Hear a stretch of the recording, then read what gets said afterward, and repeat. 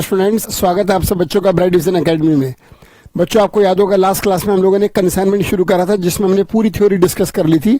आज हम कंसाइनमेंट में बनने वाले लेजर अकाउंट्स को डिस्कस करेंगे। आप बच्चों को मालूम है कि कंसाइनमेंट टॉपिक में दो पार्टीज हैं, एक कंसाइनर और एक कंसाइनी।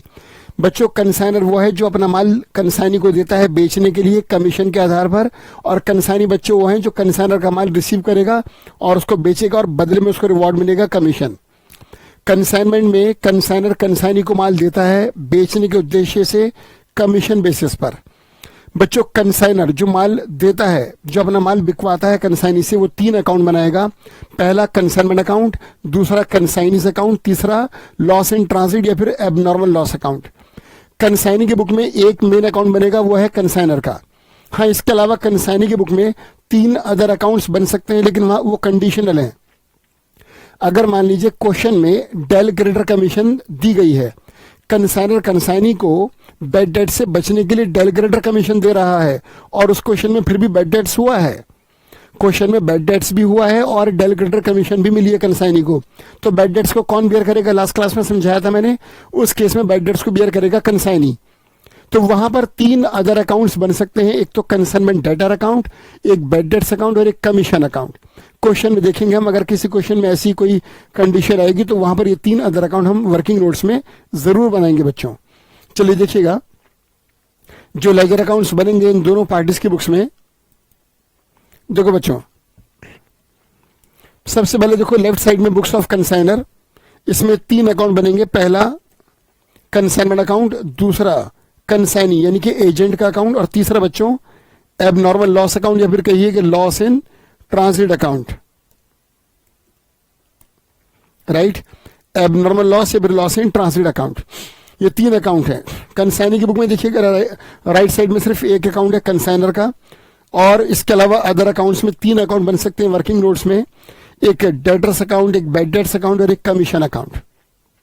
मेन अकाउंट एक ही है कंसाइनी में, और वो है अपने प्रिंसिपल का, अपने मास्टर का, अपने कंसाइनर का अकाउंट। राइट, चलो बच्चों, कंसाइनर की बुक में जो पहले बनेगा कंसाइनमेंट अकाउंट, अब इन सबके फॉर्मेट्स में आपको बनाना सिखाऊंगा। उससे पहले कंसाइनर की बुक में जो तीन लेजर अकाउंट बनेंगे, पहला कंसाइनमेंट अकाउंट, सुनिएगा, इसका नेचर होगा नॉमिनल। देखिए ब्रैकेट में लिख के दिखाया मैंने, नॉमिनल।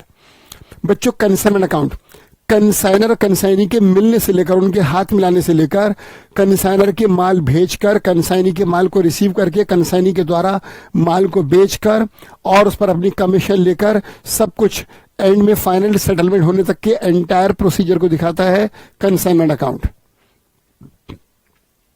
बच्चों, जो पहला अकाउंट है आपका कंसाइनमेंट अकाउंट, इसी में हम दिखाते हैं कि कैसे कंसाइनर ने कंसाइनी को माल भेजा, किस तरह से कंसाइनर ने एक्सपेंसेस करे, कैसे कंसाइनर ने माल को रिसीव करा और कंसाइनर ने एक्सपेंसेस करे और माल को बेचा, और जो माल को बेचा उस पर उसकी कितनी कमीशन बनी, ये सब कुछ हम कंसाइनमेंट अकाउंट में दिखाएंगे, जो कंसाइनर की बुक में सबसे पहला लेजर अकाउंट है। इसका कोई ड्यूरेशन नहीं है बच्चों, ये बनेगा हर कंसाइनमेंट के लिए अलग अलग। ए बी को, मैंने आपको याद है लास्ट क्लास में एग्जांपल लिया था मैंने कि ए का बाइसिकल्स का बिजनेस है दिल्ली में, और उसने वो चाहता है कि उसका माल गुजरात में बिके, तो गुजरात में उसने अपना एजेंट मिस्टर बी को अपॉइंट करा। और जब ए ने 100 साइकिलें दिल्ली से ट्रक में लोड करके दिल्ली से गुजरात भेजी बी को, तो दिल्ली से गुजरात का माल का जाना ये कंसाइनमेंट है, और जो दिल्ली से माल भेज रहा है गुजरात ए बी को, ए कंसाइनर है, और बी जिस माल को बेचेगा गुजरात में वो कंसाइनी है। बच्चों, जो कंसाइनर है अगर वो एक साल में 10 बार माल भेजेगा तो 10 बार बनेगा कंसाइनमेंट अकाउंट, क्योंकि हर बार भेजे गए माल के लिए अलग से बनता है कंसाइनमेंट अकाउंट। हर बार ये सारे लेजर अलग अलग बनते हैं, तो इसका कोई ड्यूरेशन नहीं है, डिपेंड करेगा कि कितनी फ्रिक्वेंटली आपने कंसाइनर ने कंसाइनी को माल भेजा। जितनी बार कंसाइनर कंसाइनी को माल भेजेगा उतनी बार ये सारे अकाउंट्स बनेंगे। इसका मतलब ये हुआ कि हर कंसाइनमेंट के लिए सेपरेट अकाउंट्स बनेंगे। देखिएगा, कंसाइनर कंसाइनी को जब माल भेजेगा तो माल के भेजने से लेकर माल के बिकने तक की सारी ट्रांजैक्शन को वो इसी एक अकाउंट कंसाइनमेंट अकाउंट में दिखाएगा। कंसाइनर न सिर्फ पूरा बिजनेस कंसाइनी के साथ होने वाला, न सिर्फ पूरा बिजनेस इस कंसाइनमेंट अकाउंट में दिखाएगा, बल्कि इसी अकाउंट से कंसाइनी के द्वारा होने वाले प्रॉफिट और लॉस को कैलकुलेट भी करेगा। कंसाइनर इसी अकाउंट से पता चलाएगा कि कंसाइनी को जब उसने अपॉइंट करा और कंसाइनी के थ्रू गुजरात में बिजनेस करा तो इससे उसे प्रॉफिट हुआ या लॉस हुआ, इसी अकाउंट से अपना फायदा नुकसान निकालेगा कंसाइनर। तो बच्चों कंसाइनमेंट अकाउंट का जो एंड होगा वो प्रॉफिट और लॉस की फिगर पर होगा। और ये बात मैंने आपको कई बार बताई, अकाउंट्स सब्जेक्ट में किसी भी चैप्टर के, किसी भी टॉपिक के, किसी भी कॉन्सेप्ट को लेकर अगर आप ऐसा कोई भी लेजर अकाउंट बनाते हो जिसको बनाने का मकसद प्रॉफिट या लॉस जानना हो, कोई भी अकाउंट, कोई भी फॉर्मेट जिसको बनाने का उद्देश्य प्रॉफिट और लॉस जानना हो, उसका नेचर हमेशा नॉमिनल होगा। रूल नॉमिनल का लगेगा। डेबिट में आएंगे एक्सपेंसेस और लॉसेस और क्रेडिट में आएंगी इनकम्स और गेन्स। याद कीजिए 11वीं क्लास का trading account, P&L account, expenses कहां पर आते थे? डेबिट में। इनकम्स कहां पर आती थी? क्रेडिट में। रीजन, क्योंकि वो अकाउंट का नेचर नॉमिनल था। उन अकाउंट्स का नेचर नॉमिनल क्यों था? क्योंकि उनका एंड प्रॉफिट और लॉस की फिगर पर होता था। कंसाइनमेंट अकाउंट, इसको बनाकर कंसाइनर पता लगाएगा कि कंसाइनी से उसको प्रॉफिट हुआ या लॉस हुआ। दिल्ली में की शॉप है बाइसिकल्स की और वो मैन्युफैक्चरर है साइकिल्स का। उसने 100 साइकिलें दिल्ली से गुजरात भेजी बी को। बी ने गुजरात में उन साइकिलों को बेचा और अकाउंट सेल्स बनाकर भेजा दिल्ली ए को। ए ने कंसाइनमेंट अकाउंट बनाया और इस अकाउंट से पता लगाया कि 100 साइकिलें जो उसने दिल्ली से गुजरात भेजी, उन साइकिलों को भेजकर और बी से गुजरात में बिकवा कर उसे प्रॉफिट हुआ या लॉस हुआ। और कोई भी अकाउंट जो प्रॉफिट या लॉस को शो करे उसका नेचर नॉमिनल होता है। तो इसमें जो सबसे पहला अकाउंट बनेगा कंसाइनमेंट अकाउंट, इसका नेचर नॉमिनल है। सारे एक्सपेंसेस डेबिट में आएंगे और सारी इनकम्स बच्चों क्रेडिट साइड में आएंगी। दूसरा अकाउंट बनाएगा कंसाइनी, अपने एजेंट का अकाउंट। एजेंट का अकाउंट जब बनाएगा कंसाइनर, अगर कंसाइनर को कोई भी पैसा कंसाइनी से लेना होगा, अगर कंसाइनर ने कंसाइनी से कुछ लेना है तो कंसाइनी डेटर है तो कंसाइनी अकाउंट के डेबिट में लिखेगा। और अगर कंसाइनी को कुछ देना है, कंसाइनर ने कंसाइनी को कुछ देना है तो कंसाइनी क्रेडिटर है तो उसकी क्रेडिट साइड में पोस्टिंग करेगा। हम इसमें पर्सनल अकाउंट वाला ट्रीटमेंट लगाएंगे, debit the receiver, credit the giver. और या फिर ये कहिए कि अगर हम इसमें मॉडर्न अप्रोच यूज करें तो एसेट्स और लायबिलिटी। कंसाइनी से अगर लेना है तो हमारी एसेट्स है, डेटर है। हमने कंसाइनी को देना है तो हमारी लायबिलिटी है, हमारा क्रेडिटर है। एबनॉर्मल लॉस आप जानते हैं कि लॉस और इनकम्स नॉमिनल है, तो नॉर्मल लॉस, ये एबनॉर्मल लॉस अकाउंट और लॉस इन ट्रांसलेट अकाउंट अगर आप बनाएंगे तो नॉमिनल का नेचर आएगा। लॉसेस आएंगे डेबिट में, इनकम्स आएंगी क्रेडिट में। और ये तो लॉस अकाउंट है तो डेबिट साइड में ही पोस्टिंग होगी। चलो बच्चों, ये 3 अकाउंट बनेंगे कंसाइनर की बुक में। पहले हम इन तीनों को बनाएंगे। इन तीनों को बनाते बनाते हमें 3 कैलकुलेशंस भी करनी होंगी। Calculation of abnormal loss, calculation of loss in transit, calculation of stock on consignment, और एक और calculation of stock on consignment in the case of normal loss.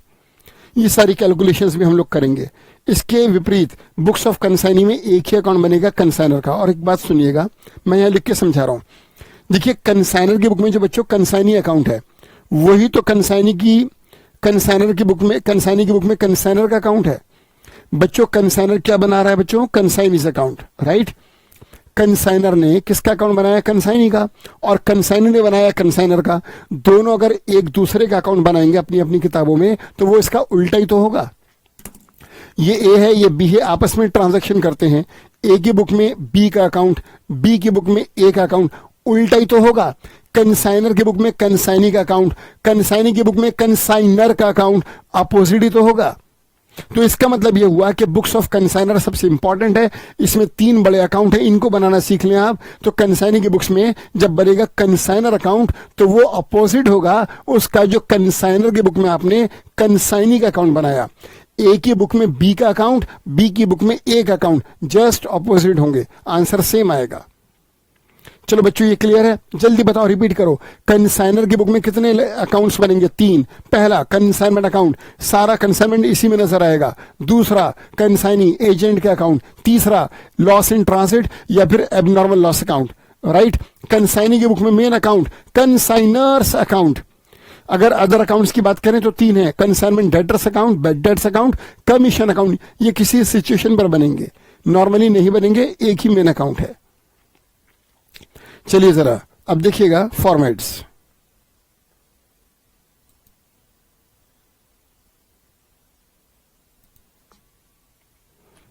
In accounts को बच्चों समझने से पहले इसमें 1-2 बातें और समझ लीजिए। देखिएगा देखिए इस चैप्टर में ना 3 प्राइसेस हैं, बेसिकली प्राइस तो 2 हैं लेकिन एक तीसरा भी ऐड हो जाता है। देखिएगा इस चैप्टर में बच्चों एक तो है कॉस्ट प्राइस,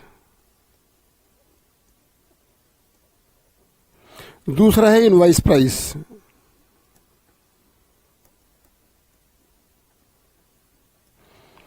अब कॉस्ट प्राइस से मेरा मतलब है जो लागत आई है कंसाइनर की। अब जैसे मैंने एग्जांपल लिया था लास्ट क्लास में, जो एग्जांपल मैं आज भी पूरी क्लास में लूंगा कि ए दिल्ली में है, उसकी साइकिलों की फैक्ट्री है, वो बाइसिकल्स मैन्युफैक्चरिंग करता है, ट्रेडिंग भी करता है, और ए अपना माल गुजरात में बेचना चाहता है। वहां पर उसने एक गुजरात के एक व्यक्ति को जिसका नाम बी था अपना एजेंट अपॉइंट करा, और ए ने माल भेजा दिल्ली से गुजरात, जिसे गुजरात में बी ने बेचा। अब जो साइकिलें दिल्ली से गई हैं वो 100 साइकिलें हैं। ए ने दिल्ली से 100 साइकिलें भेजी हैं गुजरात में बी को बेचने के लिए, राइट। अब ये जो साइकिलें भेजी हैं इनमें एक साइकिल की जो कॉस्ट है बच्चों वो एज्यूम करो 1000 रुपए है, और ए ने बी से कहा कि देखो इसका इनवॉइस प्राइस 1400 रुपए है।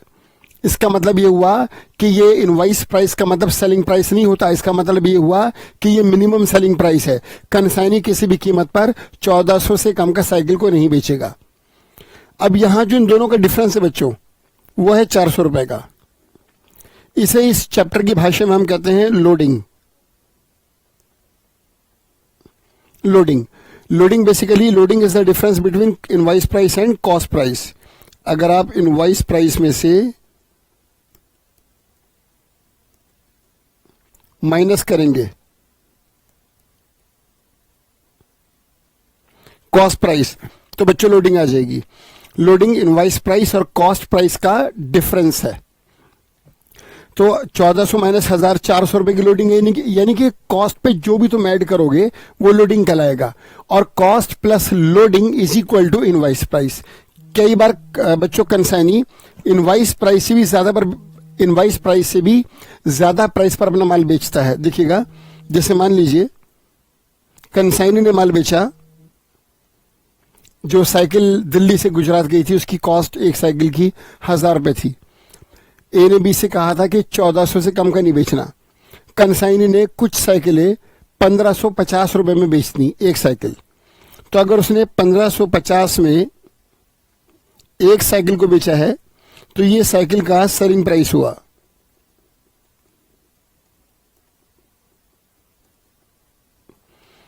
अब कंसाइनी को बेचनी थी 1400 में एक साइकिल, बेची 1550, 150 रुपए ज्यादा। इस 150 रुपए ज्यादा इनवॉइस प्राइस से जो ज्यादा पर बेचा है साइकिल को कंसाइनी ने, इस पर उसको एक्स्ट्रा कमीशन मिलेगी, जो मैं लास्ट क्लास में आपको बता चुका हूं, जिसका नाम है ओवर राइडिंग कमीशन, राइट। चलिए तो 3 प्राइस हुए, कॉस्ट प्राइस, इनवॉइस प्राइस और सेलिंग प्राइस। सेलिंग प्राइस बच्चों ये हर क्वेश्चन में नहीं होगा, ये तभी आपके सामने आएगा जब कंसाइनी माल को इनवॉइस प्राइस से भी ज्यादा पर बेचेगा। कम का तो मैं आपसे बार बार कह रहा हूं कि बेच ही नहीं सकता, क्योंकि इनवॉइस प्राइस का मतलब सेलिंग प्राइस है ही नहीं। इनवॉइस प्राइस का मतलब है मिनिमम सेलिंग प्राइस, जिससे कम कंसाइनी नहीं जा सकता। तो ये 3 प्राइसेस बच्चों आपके सामने हैं, राइट।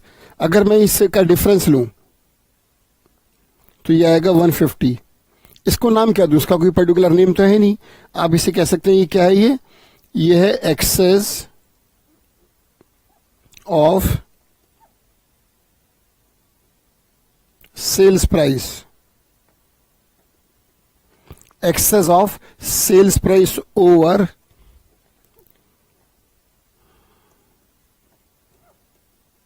Invoice price.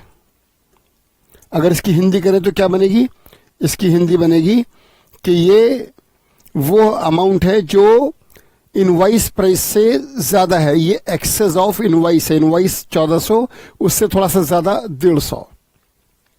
तो ये 3 प्राइसेस आपके सामने आएंगे इस चैप्टर के अंदर। अब इसके बाद एक थोड़ा सा और ऐड कर लीजिए इसके अंदर, वो क्या, सुनिएगा। अब जो एग्जाम्पल मैं लेके चलूंगा, जिस एग्जाम्पल को लेकर मैं पूरा चैप्टर समझाऊंगा, जिस एग्जाम को लेकर अभी ये सारे लेजर अकाउंट बनाना सिखाऊंगा, वो एग्जाम्पल लीजिएगा। ए मैन्युफैक्चरर है,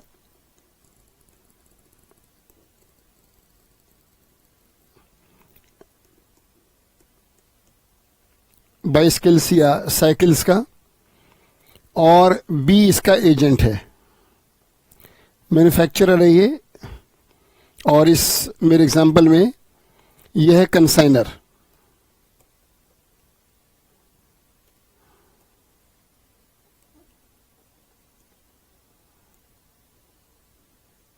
बी इसका कंसाइनी है।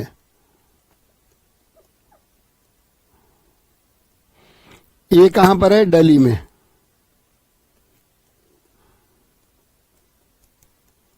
और बी कहां पर है? गुजरात में। ए ने बी को बच्चों 100 साइकिलें भेजी,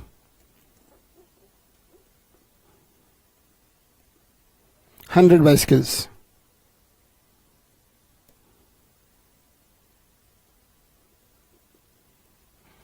ए ने बी को दिल्ली से गुजरात 100 साइकिलें भेजी जिसमें से 5 साइकिलें रास्ते में डैमेज हो गई, लॉस इन ट्रांसिट।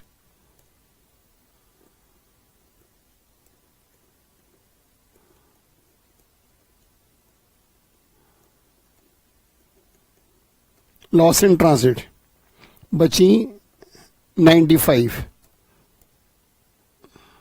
ये पूरा एग्जांपल लेके मैं भी अकाउंट्स में आपको समझाऊंगा। ठीक है बच्चों, मैंने एज्यूम करा मैंने कि दिल्ली से ए ने 100 साइकिलें गुजरात भेजी है बी को बेचने के लिए, और जब माल दिल्ली से गुजरात जा रहा था तो 5 साइकिलें रास्ते में डैमेज हो गई, तो गुजरात तक कितनी पहुंची? 95 जो बी ने रिसीव करी। अब इन 95 में से बच्चों 80 बाइसिकल्स कुछ दिनों में बी ने बेच दी। इन्हें माइनस करो, ये क्या है? सेल्स। अब कितनी बची बच्चों? 15 साइकिलें। इन 15 में से 5 और डैमेज हो गई। ये सब मैं भी लेजर में करके दिखाऊंगा। इसे कहेंगे लॉस इन कस्टडी। क्या फर्क है पहले वाले लॉस में इस लॉस में? जो 5 साइकिलें थी वो पहले वाला लॉस वो रास्ते में हुआ था, वो लॉस कंसाइनी के पास माल पहुंचने से पहले रास्ते में हो गया। जब दिल्ली से माल गुजरात जा रहा था तो रास्ते में ही 5 साइकिलें डैमेज हो गई, तो ये लॉस इन ट्रांसिट है। ट्रांसिट का मतलब है रास्ते में। 5 साइकिलें रास्ते में डैमेज हुई, कंसाइनी तक पहुंची नहीं। दिल्ली से चली थी 100, कंसाइनी को मिली 95 जो सही कंडीशन में है, और इन 95 में से 80 कंसाइनी ने बेच दी, बची 15। उन 15 का क्या हुआ? उनमें से 5 और लॉस हो गई, और वो लॉस कंसाइनी की कस्टडी में हुई है। इसको हम लॉस इन कस्टडी या फिर एबनॉर्मल लॉस कहेंगे। बच्चों एबनॉर्मल लॉस तो ये भी कहलाएगा। ये कौन सा नॉर्मल है? यहां भी लिख देता हूं मैं एक बार, लॉस इन ट्रांसिट और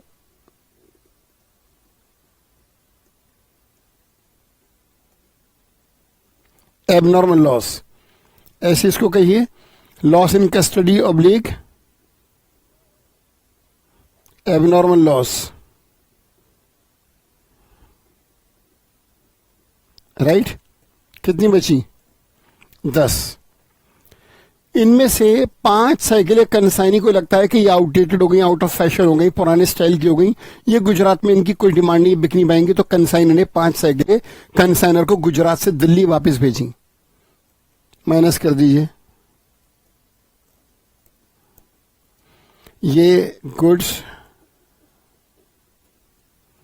returned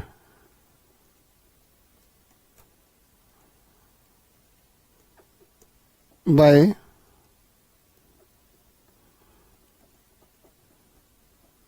consignee, goods returned by consignee to consigner।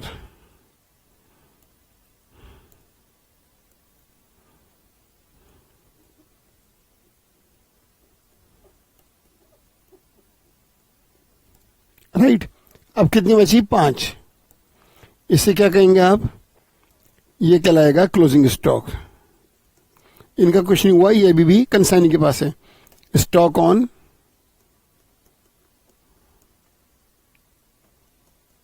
Consignment. Closing stock को स्टॉक ऑन कंसाइनमेंट कहते हैं। जरा शुरू से समझिएगा। दिल्ली से गुजरात 100 साइकिलें गई जिनमें से 5 रास्ते में डैमेज हुई। कंसाइनी को मिली 95, उसमें से 80 उसने बेच दी, बची 15 जिसमें से 5 और डैमेज हो गई कंसाइनी की कस्टडी में, बची 10। इनमें से 5 कंसाइनी ने कंसाइनर को वापस कर दी, बची 5 वो अभी भी कंसाइनी के पास हैं उसके गोडाउन में क्लोजिंग स्टॉक के तौर पर। इसी एग्जाम्पल को लेकर मैं सारे लेजर समझाने वाला हूं। अब देखिएगा, एक बार जल्दी से रिवाइज करिएगा। कंसाइनर की बुक में 3 अकाउंट बनेंगे, consignment account, consignee's account, abnormal loss account या फिर loss in transmit account. Consignee की बुक में एक ही अकाउंट बनेगा, कंसाइनर्स अकाउंट। इसके अलावा इस चैप्टर में 3 प्राइस हैं, कॉस्ट प्राइस, इनवाइस प्राइस और सेलिंग प्राइस, राइट। इसके बाद अब मैं एग्जांपल लेके चलूंगा कि ए बाइसिकल्स में डील करता है, उसका बिजनेस दिल्ली में है, उसने अपना माल गुजरात में बी से बिकवाना है।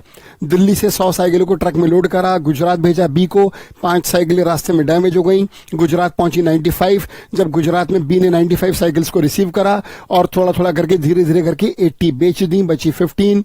उनमें से 5 कंसाइनी की गोडाउन में रखे रखे डैमेज हो गई, बची 10। उनमें से 5 कंसाइनी को लगा बिकने के लायक नहीं है, उसने कंसाइनर को दिल्ली वापस भेजा, बची 5। वो अभी भी बिकने के लायक हैं और गोडाउन में रखी हुई है कंसाइनी के, वो कहलाएगा stock on consignment. Example clear है बच्चों? चलो दोस्तों जल्दी से लेजर अकाउंट पर आ जाओ। चलो जी, in the books of consignor पहले हम डिस्कस कर रहे हैं बच्चों कंसाइनर की book.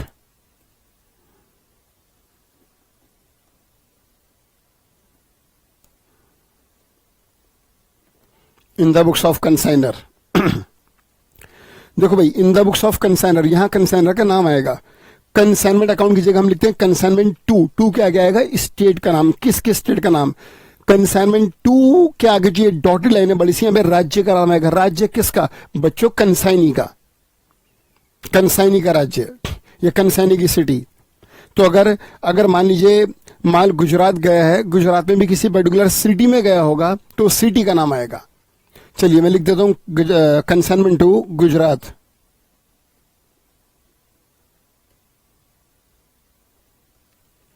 Consignment to Gujarat account है, स्टेट का नाम आएगा, लेकिन स्टेट किसकी, सिटी किसकी? कंसाइनी की। चलो बच्चों,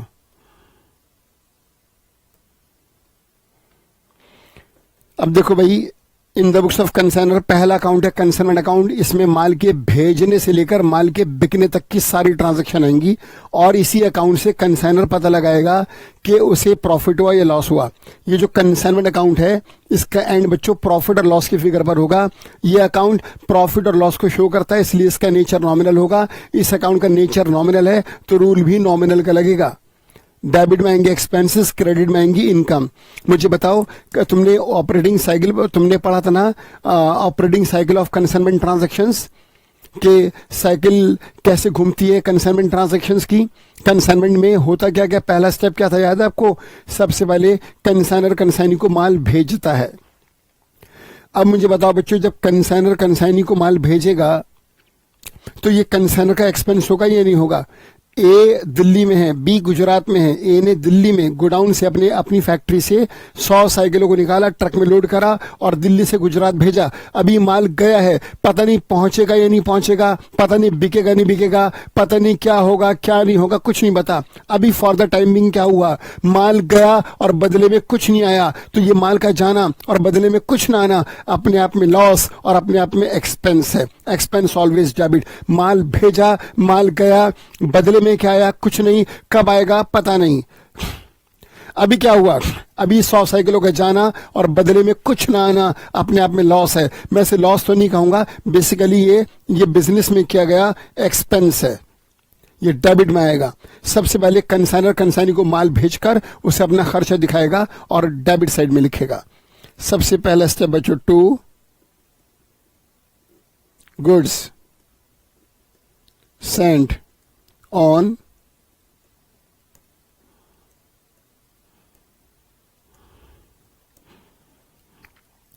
to goods and term consignment. अब यहां मुझे समझाना है बहुत अच्छी बात समझानी है और जब समझाने जा रहा हूं इस सारे क्वेश्चंस में काम आएगी। अब देखो, जो माल कंसाइनर ने कंसाइनी को भेजा उसके 2 प्राइसेस गिवन है। अब मेरे लिए संकट, मैं किस प्राइस पर इसे दिखाऊं? क्योंकि जो 100 साइकिलें भेजी हैं जो दिल्ली से गुजरात गई हैं उनमें से एक साइकिल की कॉस्ट 1000 है। तो अगर एक साइकिल की कॉस्ट 1000 है और 100 साइकिलें भेजी हैं तो 100 साइकिल इंटू 1000 अमाउंट आएगा 1 लाख। मुझे यहां पर 1 लाख लिखना चाहिए, मैं लिखूंगा to goods and turn consignment 1 lakh. लेकिन एक प्राइस और दे रखा है और वह है इनवाइस प्राइस। एक साइकिल का इनवाइस प्राइस 1400 है। क्वेश्चन में दे रखा है कि जो साइकिल की कॉस्ट 1000 है उसका इनवाइस 1400 है। अब दो प्राइस हैं, अब मैं किससे मल्टीप्लाई करूं? अगर मैं इनवाइस 1400 से मल्टीप्लाई करता हूं 1000 साइकिलों को तो 1000 इंटू 1400 ही आएगा 1,40,000। मेरे लिए संकट है भाई, मुझे एक ही आइटम के आपने 2 प्राइस दे दिए। मेरे लिए संकट यह है कि मैं किस प्राइस पर डेबिट में लिखूं। To goods and turn consignment 1 lakh लिखूं 100 इंटू 1000 या to goods and turn consignment 1,40,000 100 into 1400। तो सुनिए इसका आंसर सुनिए हमेशा के लिए। कोई भी अकाउंट जिसको बनाने का मकसद प्रॉफिट या लॉस जानना हो वो हमेशा कॉस्ट पे बनना चाहिए। ये मैंने 10 रुपए का खरीदा और मैं इसे 14 का बेचूंगा। अगर मैंने 10 का खरीदा और 14 का बेचूंगा तो जब मैं अकाउंट बनाऊंगा तो मैं इसे खरीद कर डेबिट साइड में 10 दिखाऊंगा और क्रेडिट साइड में इसको बेचकर 14 दिखाऊंगा। डेबिट में 10 क्रेडिट में 14, तभी तो डिफरेंस से 4 का प्रॉफिट आएगा। अगर मैं ये सोच कर कि ये 14 का खरीदा है, ये 10 का खरीदा है, 14 का बेचूंगा 14 में बेचूंगा, ये सोचकर अगर मैं अकाउंट बनाऊं और ये मान करके ये 14 की वैल्यू रखता है मैं तो 14 का बेचूंगा, डेबिट में 14 लिख दूं और बेचकर भी क्रेडिट में 14 लिख दूं, 14 इक्वल प्रॉफिट निकलेगा ही नहीं, जबकि एक्चुअल में 4 का प्रॉफिट हुआ है। अगर किसी भी अकाउंट से आपको प्रॉफिट निकालना हो तो उसे कॉस्ट पे बनाओ और सेल्स को दिखाओ सेलिंग प्राइस पर, तभी तो डिफरेंस से प्रॉफिट पैदा होगा। याद करो 11वीं क्लास का ट्रेडिंग अकाउंट। जब आप ट्रेडिंग अकाउंट बनाते थे ओपनिंग स्टॉक डेबिट में कॉस्ट पर आता था, परचेजेस डेबिट में कॉस्ट पर आती थी, एक्सपेंसेस भी अपनी लागत पर आते थे, क्लोजिंग स्टॉक कॉस्ट पर आता था, पूरा ट्रेडिंग अकाउंट कांस्टेंट हो जाता था कॉस्ट पर। बस सेल्स आगे भागती थी, सेल्स आती थी मोर देन कॉस्ट, और सेल्स जितनी ज्यादा मोर देन कॉस्ट होगी, जितना आगे भागेगी उतना डिफरेंस पैदा होता था अपोजिट साइड में, डेबिट साइड पर। वो कहलाता था ग्रॉस प्रॉफिट, जो सेल से पैदा होता था, और वो ग्रॉस प्रॉफिट डिफरेंस था कॉस्ट प्राइस और सेलिंग प्राइस का। बिल्कुल ऐसे ही यहां पर होना चाहिए। जब आप कंसाइनमेंट अकाउंट बना रहे हैं तो डेबिट में दिखाइए कॉस्ट, क्रेडिट में दिखाइए इनवॉइस प्राइस। जब माल बिकेगा तभी तो डिफरेंस से प्रॉफिट आएगा इस अकाउंट से। बिल्कुल राइट, ऐसे ही होगा। लेकिन यहां पर एक डर है कंसाइनर को। कंसाइनर ये सोच रहा है और ये कह रहा है कि अगर मैंने डेबिट में लिख दिया to goods and turn consignment 100 into 1000 1 lakh और कंसाइनर ने इसको 1 ही लाख में बेच दिया, तो मैं साबित कैसे करूंगा? मेरे पास तो कोई प्रूफ ही नहीं है राइटिंग में। मैं ये कैसे साबित करूंगा कि 1000 इसकी लागत थी, 1 लाख की लागत का ये माल था, लेकिन बेचना तो एक साइकिल को 1400 में था। 1000 तो इसकी लागत थी, बेचना 1400 का था, 1,40,000 में बेचना था। ये मैं कैसे साबित करूंगा? क्योंकि मैं तो अपने हाथों से लिख रहा हूं डेबिट में to goods and turn consignment 1 lakh, मैंने माल भेजा 1 लाख में। तो कंसाइनी कल को कह देगा दिखाओ जी आपने तो खुद अपने हाथों से अपने अकाउंट में 1 लाख लिखा है, तुम 1,40,000 का क्यों बेचूं? पता चला उसने 1 लाख में बेचा और उसमें 10% कमीशन 10,000 और देनी पड़ गई। 1 लाख की लागत का माल 10,000 कमीशन देनी पड़ी, ये लॉस हुआ। और जो कंसाइनर ने खर्चे करे, जो कंसाइनर ने एक्सपेंस करे, वो और लॉस हुआ, बर्बाद हो जाएगा कंसाइनर। कंसाइनर कह रहा है कि ठीक है इस अकाउंट से अगर मुझे प्रॉफिट और लॉस निकालना है तो ये डेबिट में goods and turn consignment cost में आना चाहिए। लेकिन क्या कुछ ऐसा हो सकता है कि इनवॉइस प्राइस भी शो हो जाए? हाँ, हो सकता है। डेबिट में आप लिखिए to goods and turn consignment. Debit में जो मैंने लिखा है यहां लिखिए, आपसे लिखने के लिए नहीं कह रहा, मैं बता रहा हूं कि यहां पर कंसाइनर लिखे to goods and turn consignment 100 into 1400 1,40,000। Debit में 1,40,000 लिख दे। अब आंसर सही नहीं आएगा। आंसर तभी सही आएगा जब डेबिट में कॉस्ट हो, क्रेडिट में इनवाइस हो। लेकिन उसने तो माल को भेजकर डेबिट में भी इनवाइस लिख दिया, बिकेगा भी इनवाइस पर, दोनों तरफ सेम अमाउंट आएगा, तो प्रॉफिट और लॉस तो कैलकुलेट नहीं होगा। इसका एक सॉल्यूशन है। डेबिट में जब वो लिखे invoice price to goods and turn consignment 100 into 1400 1,40,000, तो एक काम करे, आंसर सही कब आता बच्चों? जब डेबिट में क्या लिखते 1 लाख, लिखा क्या 1,40,000, कितना फालतू लिखा 40,000। अगर ये 40,000 हम अपोजिट क्रेडिट साइड में भी लिख दें, 1,40,000 डेबिट में और 40,000 क्रेडिट में, 1,40,000 डेबिट 40,000 क्रेडिट, 40 से 40 कैंसिल, बचा 1 lakh.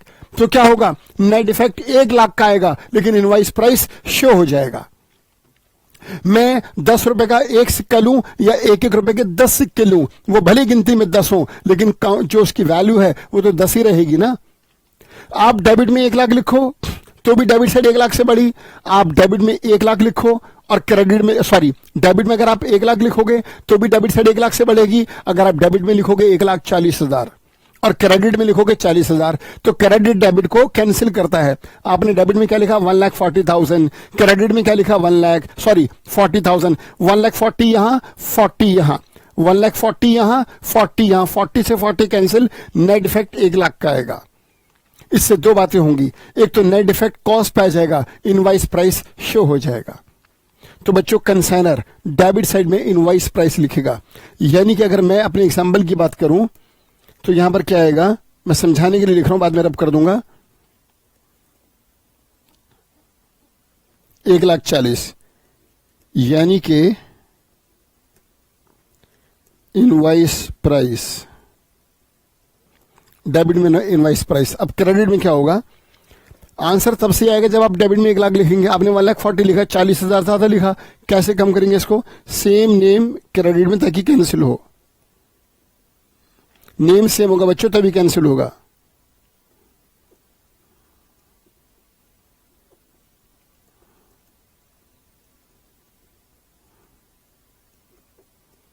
Bye goods and term consignment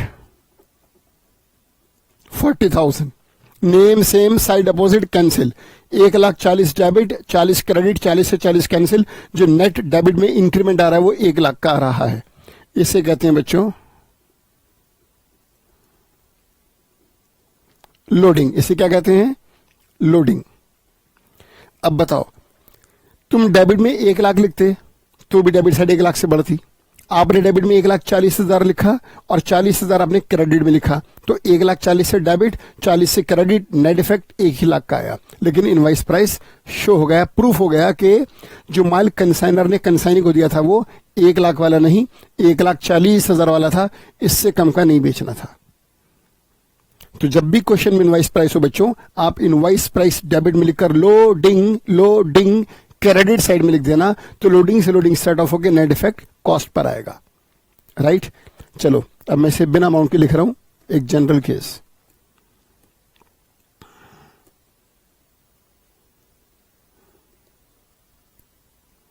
ये दोबारा लिख रहा हूं पूरा,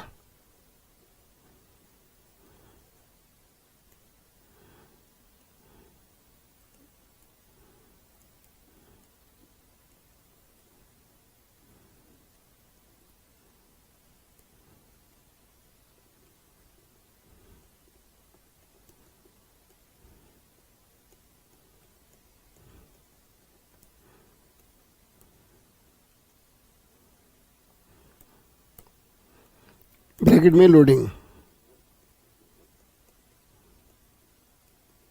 लोडिंग। राइट बच्चों, इसके बाद ये बताइए माल फ्री में जाएगा?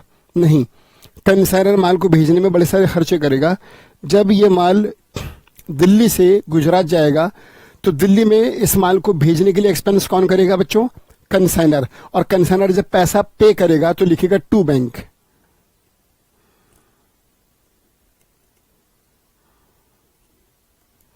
To bank account,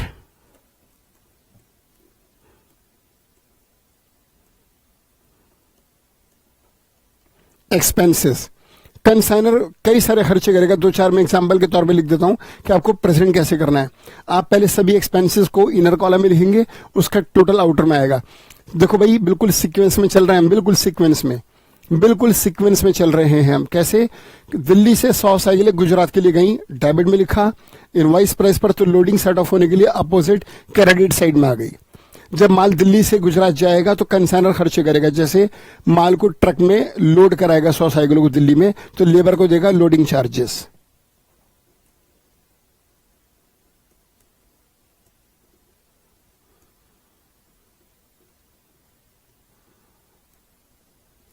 inner column में जैसे ट्रांसपोर्टेशन चार्जेस,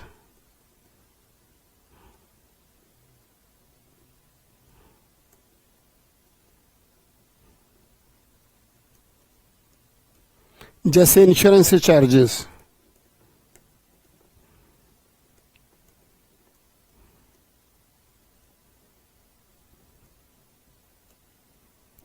जैसे अदर एक्सपेंसेस,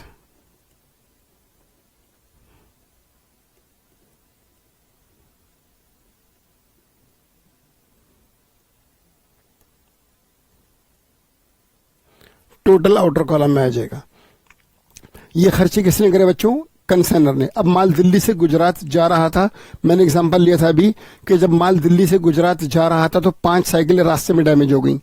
अब ये बताओ, जो 5 साइकिलें रास्ते में डैमेज होंगी बच्चों, प्लीज बी केयरफुल, हाँ, जो 5 साइकिलें दिल्ली से जब माल गुजरात जा रहा था, 5 साइकिलें जो रास्ते में डैमेज हो गई, तो ये साइकिलें जो 5 रास्ते में डैमेज हुई, इनकी वजह से साइकिलें 100 से 105 हो जाएंगी, 100 से 105 हो जाएंगी, या 95 रह जाएंगी। 100 साइकिलें दिल्ली से गुजरात के लिए चली, 5 रास्ते में डैमेज हो गई, तो गुजरात कितनी पहुंचेंगी? 105 या 95? 5 बढ़ेंगी या घटेंगी? ऑब्वियसली घटेंगी। जब दिल्ली से गुजरात 100 साइकिलें चली थी तो आपने इनको इस अकाउंट में कहां लिखा था? डेबिट में। To goods and consignment 100 into 1400, 1,40,000।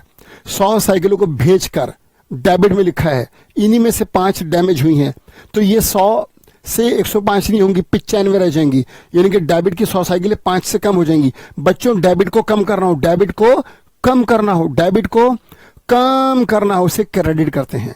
तो ये 5 साइकिलों का लॉस क्रेडिट साइड में आएगा और इसका नाम होगा by loss in transit.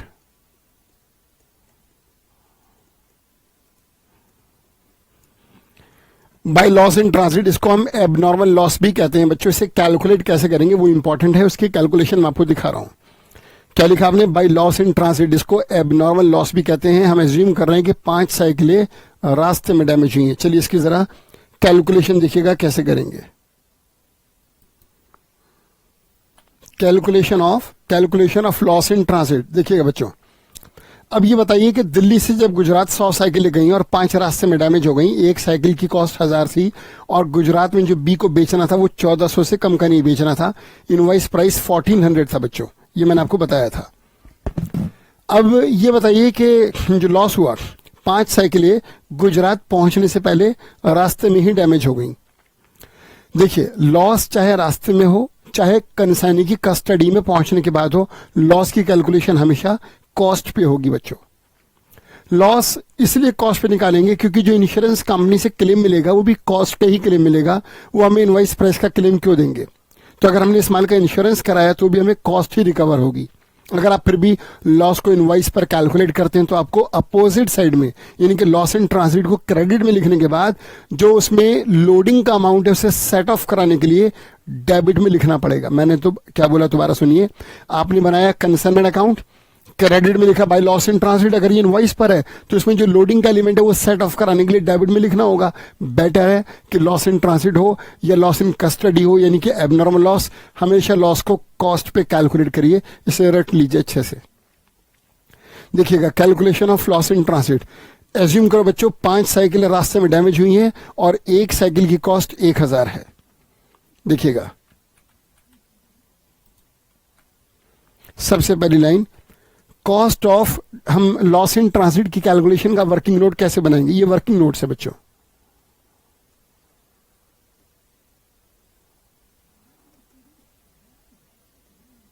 Workings, calculation of loss in transit, cost of dash items eight the rate of rupees dash each, यानी कि डैश में पहले जैसे कॉस्ट ऑफ डैश आइटम्स यानी कि cost of 5 bicycles at the rate of rupees 1000 each. For example यहां पर 5 bicycles हैं, एक की कॉस्ट 1000 है तो यह आ जाएगा 5000।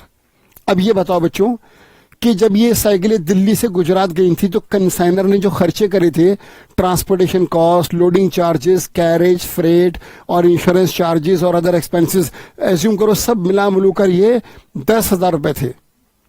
कंसाइनर ने 10,000 रुपए खर्च करे माल को भेजने में। अब ये बताओ कंसाइनर के सारे खर्चे मिलाकर जो 10,000 थे ये कितनी साइकिलों पर थे? 100 साइकिलों पर। कंसाइनर ने ट्रांसपोर्टेशन कॉस्ट पे करी, इंश्योरेंस चार्जेस पे करे और फ्रेट पे करा, अदर एक्सपेंसेस पे करे, लोडिंग चार्जेस पे करे, ये सब मिलाकर 10,000 थे। इन्हें आपने कंसाइनमेंट अकाउंट के डेबिट साइड में 2 बैंक करके लिखा है। ये जो कंसाइनर ने खर्चे करे थे ये 100 साइकिलों पर करे थे। उन 100 साइकिलों में ये 5 साइकिलें भी थी जो रास्ते में डैमेज हो गई। तो ये 5 साइकिलें सिर्फ अपनी कॉस्ट को लेकर नहीं डैमेज हुई बल्कि उन एक्सपेंसेस का प्रपोर्शन भी लेकर डैमेज हो गई जो कंसाइनर इसके ऊपर कर चुका था। कंसाइनर ने जो खर्चे करे थे वो 100 साइकिलों पर करे थे, उनमें ये 5 साइकिलें भी थी। आपको देखना होगा कि 100 साइकिलों पर जो खर्चा था उनमें से कितना खर्चा इन 5 साइकिलों पर था, वो एक्सपेंस का भी लॉस हो गया क्योंकि ये साइकिलें डैमेज हो गई। इसमें आप ऐड करेंगे, add proportionate expenses incurred by the consigner। add proportionate expenses incurred by the consigner कैसे निकालेंगे बच्चों? मैंने एज्यूम करा कि कंसाइनर के टोटल एक्सपेंस 10,000 हैं। देखिए न्यूमरेटर में क्या लिखा हुआ है, total expenses of consignor. Assume करो बच्चों ये 10,000 हैं। टोटल यूनिट्स कंसाइन जो कुल माल भेजा ये 100 साइकिलें हैं।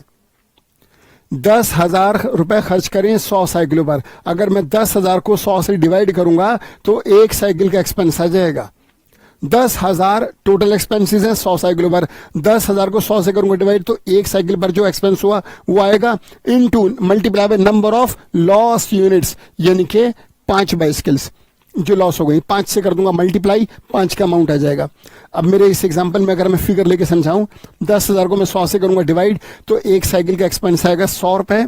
5 से करूंगा मल्टीप्लाई तो आ जाएगा 500 रुपए और टोटल लॉस इन ट्रांसिट आ जाएगा 5,500 रुपए। ये आ गया लॉस इन ट्रांसिट का अमाउंट 5,500। देखिए ये रेड कलर से जो क्रॉस क्रॉस है ये फाइनल अमाउंट है 5,500 मेरे एग्जांपल के अनुसार। राइट बच्चों, बताओ लॉस इन ट्रांसिट कैसे निकालोगे? लॉस इन ट्रांसिट को कॉस्ट पे निकालना। मैंने क्या कहा, लॉस कहीं पर भी हो कॉस्ट पे कैलकुलेट करना। 5 साइकिल को 1400 से मल्टीप्लाई ना करके 1000 से मल्टीप्लाई करना। 5,000 उसमें प्रिपोर्शनेट एक्सपेंस ऐड करना कंसाइनर के, क्योंकि वो खर्चे कर चुका है।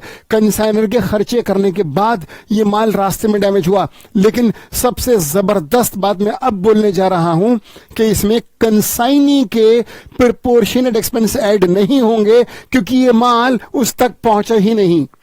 जो माल कंसाइनी को मिला ही नहीं, जो वहां तक पहुंचा नहीं, उस पर खर्चे कैसे हो गए? ये माल डैमेज हुआ है कंसाइनर के एक्सपेंसेस करने के बाद और कंसाइनिंग के एक्सपेंसेस करने से पहले। ये रास्ते में डैमेज हुआ है। देखो अगर यही 5 साइकिलों का लॉस कंसाइनी की कस्टडी में पहुंचने के बाद होता तो मैं इस लॉस को कैलकुलेट करने के लिए कंसाइनर के प्रोपोर्शनल एक्सपेंस भी ऐड करता और कंसाइनी के प्रोपोर्शनल एक्सपेंस भी ऐड करता। वो मैं करूंगा जब मैं उस लॉस पर जाऊंगा जो कंसाइनी की कस्टडी में हुआ। देखो एक क्वेश्चन में दोनों लॉस आ सकते हैं, लॉस इन ट्रांसिट भी, loss in custody of consignee भी। आप कैसे पता लगाओगे कि कैसे कैलकुलेशन होगी?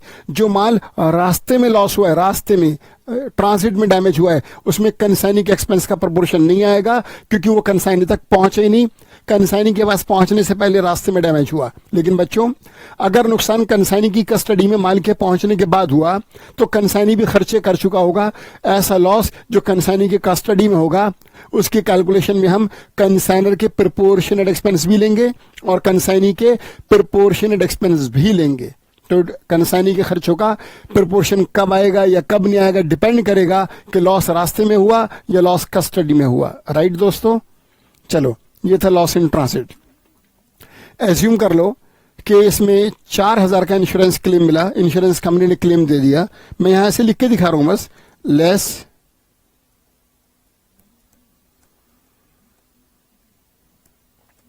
इंश्योरेंस क्लेम 4,000, तो जो नेट लॉस आएगा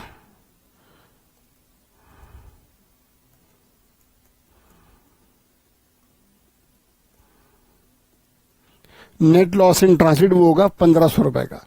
एज्यूम कर लो कि 5500 का लॉस था, लॉस इन ट्रांजिट, उसमें इंश्योरेंस का हमने इंश्योरेंस करा रखा था, इंश्योरेंस कंपनी ने क्लेम दिया, 4000 एडमिट करा, तो जो नेट लॉस होगा एक्चुअल में वो 1500 का होगा। चलो बच्चों, ये सारा क्लियर है, लॉस इन ट्रांजिट की कैलकुलेशन क्लियर है, आपको पक्का कॉपी कर लिया इसको आपने। चलो अब हम वापस जा रहे हैं कंसर्न अकाउंट में बच्चों। देखिएगा, लॉस इन ट्रांजिट मैंने क्रेडिट में लिखा था, मैंने आपसे कहा था कि 100 साइकिल को भेजकर हमने डेबिट में लिखा, 5 डैमेज हो गई तो वो कम होने के लिए क्रेडिट में आएंगी बाय लॉस इन ट्रांजिट। मैंने अभी एक एग्जांपल लिया और उसमें अमाउंट निकाला था 5500, ठीक है, वो मैं यहां लिख देता हूं ऐसे ही आपको समझाने के लिए। 5500,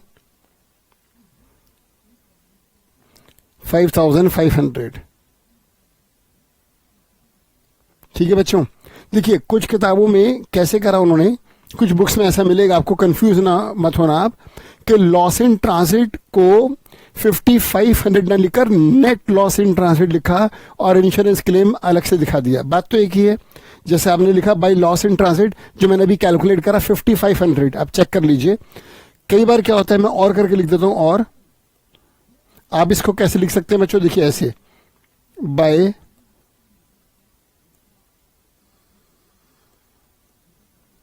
इंश्योरेंस क्लेम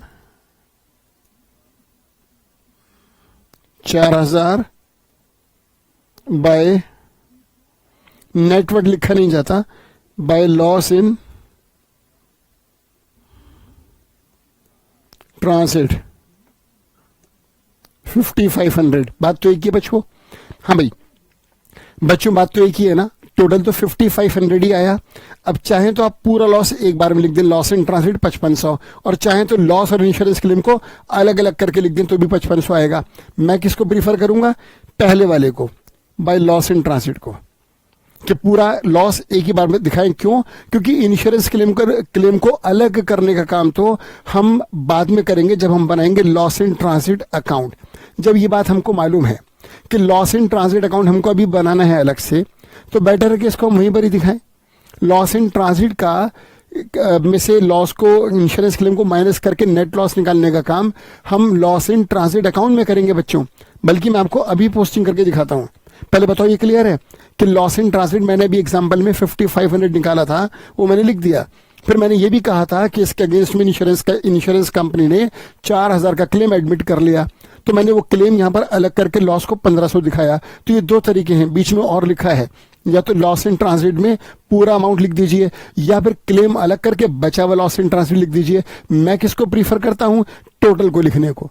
मैं यहां पर इसको प्रीफर नहीं करता कि इंश्योरेंस क्लेम यहां दिखाया जाए। क्यों? क्योंकि उसको दिखाने की जगह लॉस इन ट्रांजिट अकाउंट है, जो मैं आपको अभी हाथ के हाथ बनाना सिखा रहा हूं। चेक करिए आप, आ जाइए जरा लॉस इन ट्रांजिट अकाउंट पर। ये रहा जी, अब नॉर्मल लॉस अकाउंट या लॉस इन ट्रांजिट अकाउंट एक ही बात है बच्चों, मैं इसी में लिख देता हूं।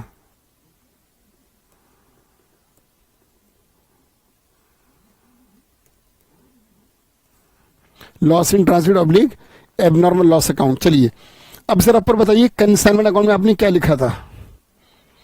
कंसाइनमेंट अकाउंट की क्रेडिट साइड में आपने लिखा बाय लॉस इन ट्रांजिट। तो बाय लॉस इन ट्रांजिट में क्या होगा? आपने कंसाइनमेंट में लिखा है बाय लॉस इन ट्रांजिट, तो कंसाइनमेंट में करा है क्रेडिट, तो इसमें आएगा डेबिट। क्रॉस पोस्टिंग लेजर में जानते हैं ना आप, कंसाइनमेंट में बाय, तो बाय में 2, लॉस है इसलिए डेबिट में आ रहा है।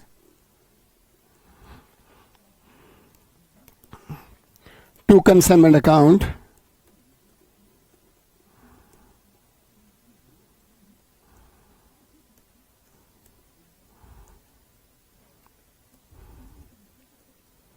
अमाउंट लेके समझा रहा हूं बच्चों। अब बताइए इसके अगेंस्ट में इंश्योरेंस कंपनी ने कितना क्लेम एडमिट करा है? 4000। उस 4000 से लॉस कम हो जाएगा।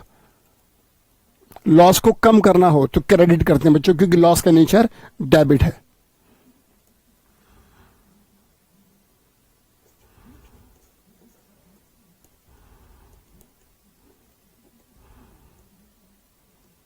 तो जब हम क्लेम को यहां दिखा सकते हैं तो ऊपर कंसाइनमेंट अकाउंट में अलग से क्यों दिखाए?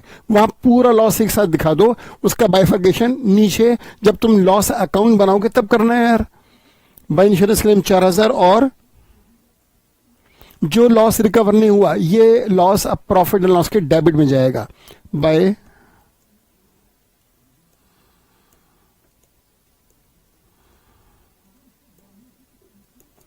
प्रॉफिट एंड लॉस के डेबिट में कैसे जाएगा बच्चों? आप लॉस इन ट्रांसिट में लिख रहे हैं बाय प्रॉफिट एंड लॉस। बच्चों लॉस इन ट्रांसिट में क्या लिखा? By PNL. तो जब पीएनएल बनेगा वहां पोस्टिंग क्या होगी बताओ? लॉस इन ट्रांसिट में बाय पीएनएल, तो बाय पीएनएल में to loss in transit, loss in transit में बाय, तो बाय में टू, तो पीएनएल के डेबिट में आएगा to loss in transit, debit में पोस्टिंग होगी इसकी, लॉस पीएनएल डेबिट में आ जाएगा। कितना आएगा बच्चों देखना? 1500 रुपए, 1500। इस तरह से अकाउंट हम क्लोज कर देंगे।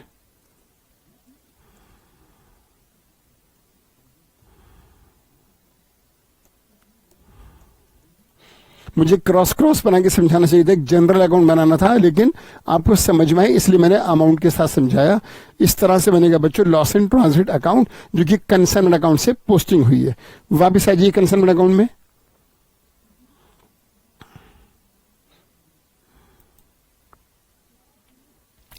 इसके बाद अब देखिएगा हमने अभी तक सीक्वेंस में क्या क्या लिखा। अकाउंट आराम से, मुझे कोई जल्दी नहीं, आराम से देखिएगा।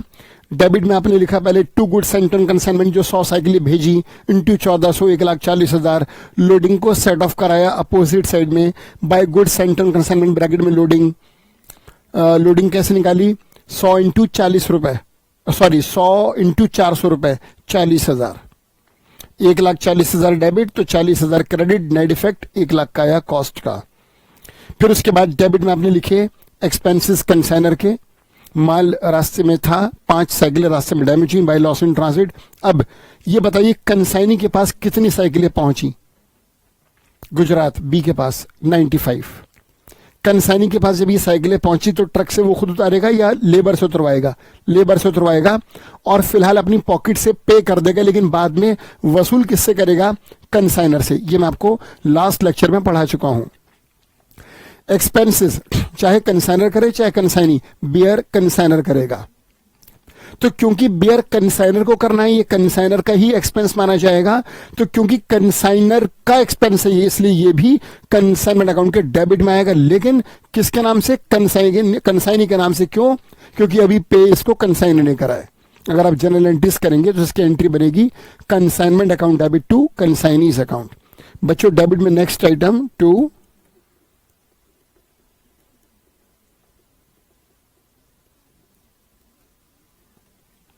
कंसाइनीज अकाउंट ब्रैकेट में एक्सपेंसेस। कुछ एग्जाम्पल जैसे कि अनलोडिंग,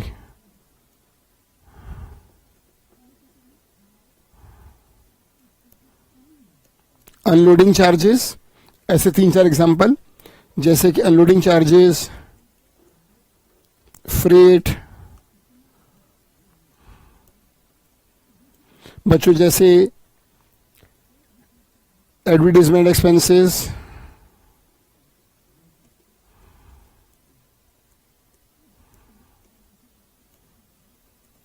और एक एग्जांपल ले लीजिए जैसे कि सेलिंग एक्सपेंसेस,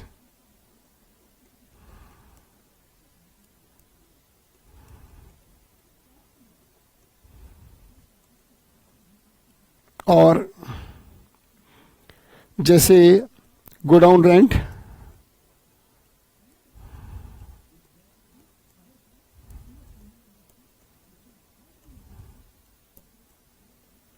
टोटल। ये बच्चों कंसाइनर ने खर्चे करे, मैंने एग्जांपल के तौर पे लिखा है।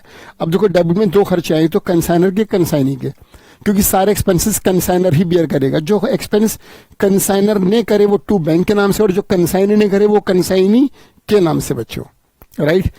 इसके बाद तुम्हें अच्छे से मालूम है कंसाइनी को 95 साइकिलों की डिलीवरी मिली है, जिसमें से अब उसने 80 साइकिलें बेच दी। अब कंसाइनी साइकिलें बेचेगा तो ये साइकिलों के बिकने से साइकिलें और कम हो जाएंगी। कम करना होगा तो क्रेडिट में लिखेंगे। 100 साइकिलें भेजी, डेबिट में लिखा, उनका हुआ क्या ये क्रेडिट में लिखेंगे। और वैसे भी साइकिलों का भेजना एक्सपेंस था, उनका बिकना इनकम है, इनकम ऑलवेज क्रेडिट। अब ये बेची किसने? कंसाइनी ने। पैसा अभी किसके पास है? कंसाइनी के पास। तो किसके नाम से आएगा? कंसाइनी के नाम से। जिन ट्रांजैक्शन में कंसाइनी इन्वॉल्व होगा कंसाइनी के नाम से आएंगी।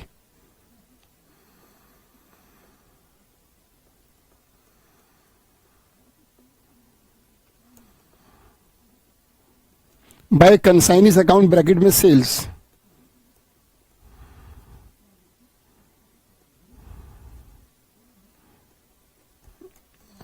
जो भी अमाउंट होगा वो यहां पर आ जाएगा बच्चों, राइट।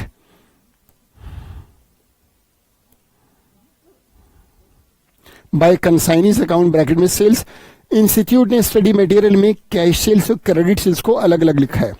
इंस्टीट्यूट के स्टडी मटेरियल में उन्होंने कैश सेल्स को लिखा कंसाइनी के नाम से कि पैसा कंसाइनी के नाम से है, और क्रेडिट सेल्स को ये मान करके क्रेडिट सेल्स के जो हिसाब किताब है वो कंसाइनर डायरेक्टली अपने पास रखेगा, डेटर अकाउंट कंसाइनर खोलेगा। तो उन्होंने क्रेडिट सेल्स को लिखा बाय कंसाइनमेंट डेटर्स अकाउंट के नाम से। मैं ऐसा नहीं कर रहा, मैं कैश और क्रेडिट दोनों के लिए जिम्मेदार कंसाइनी को मान रहा हूं, और मैं यहां पर कैश और क्रेडिट दोनों सेल्स को मिलाकर लिख रहा हूं कंसाइनी के नाम से। ये सेल्स हो गई। अब बच्चों प्यार से बताओ, शाबाश, इस सेल्स पर कंसाइनी क्या लेगा?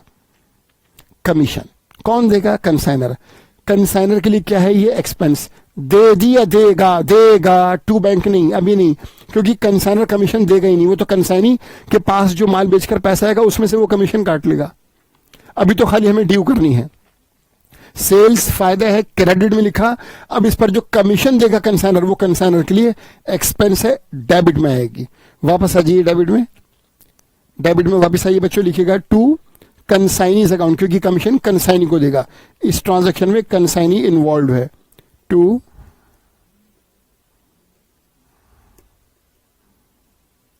कंसाइनीज अकाउंट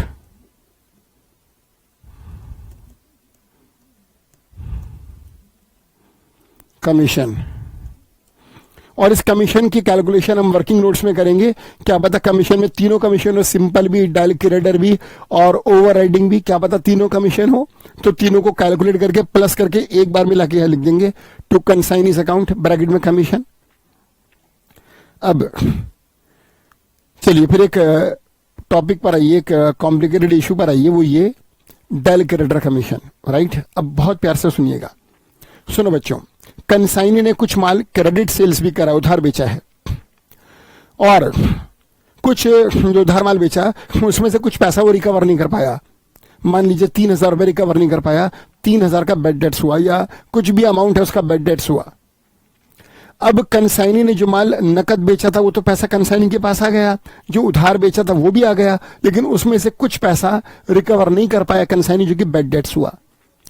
अब यहां पर क्वेश्चन ये राइज होता है कि इस बेड डेट्स को बियर कौन करेगा? तो डिपेंड करेगा क्वेश्चन, बेड डेट्स को बियर कौन करेगा ये इस बात पे डिपेंड करेगा कि क्वेश्चन में डायल क्रेडिटर कमीशन है या नहीं है।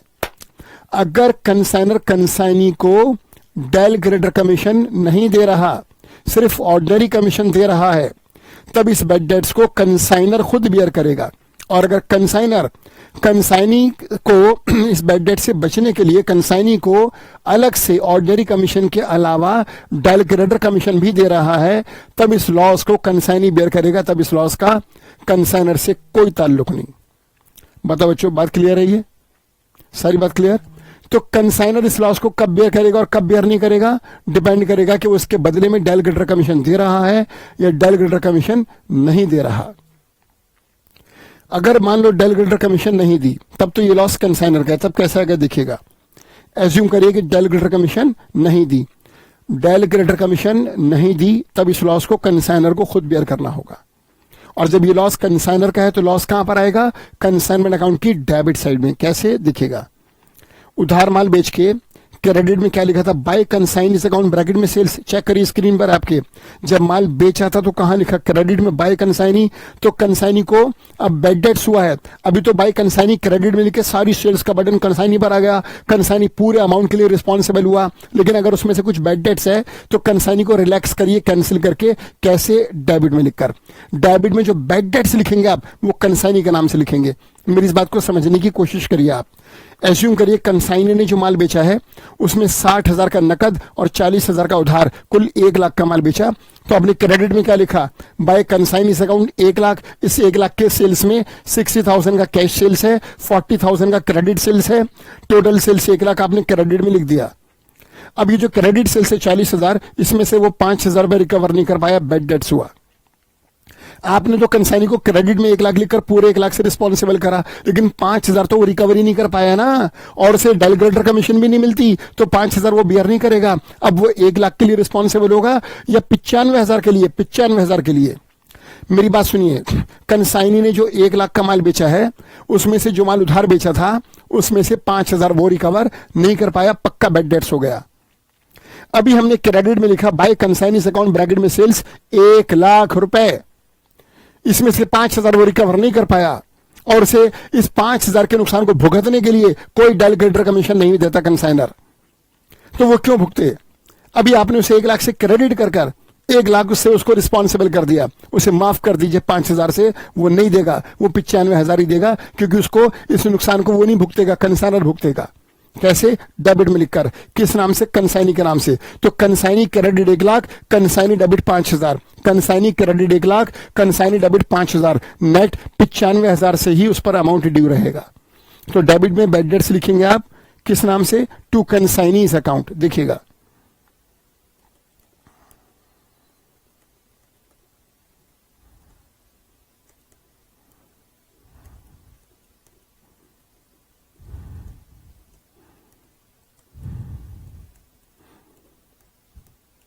राइट। अब देखिए क्रेडिट में क्या लिखा आपने? बाय कंसाइनी, डेबिट में टू कंसाइनी। अब जाकर ये कैंसिल हुआ। और ये कब लिखेंगे? जब डेलग्रेटर कमीशन नहीं दी जाती, क्योंकि बच्चों अगर कंसाइनर ने डेलग्रेटर कमीशन दी होती तब ये लॉस डेबिट में आता ही नहीं, तब ये कंसाइनी का पर्सनल लॉस होता। ये डेबिट में आएगा या नहीं आएगा डिपेंड करेगा कमीशन दिया नहीं दी। तो ये डेबिट में लॉस कब आएगा कंसाइनमेंट के? जब कमीशन नहीं दे रहा वो, उससे बचने के लिए। तो मैं लिख देता हूं इस बात को मैं ब्रैकेट में लिख रहा हूं बच्चों, if there is no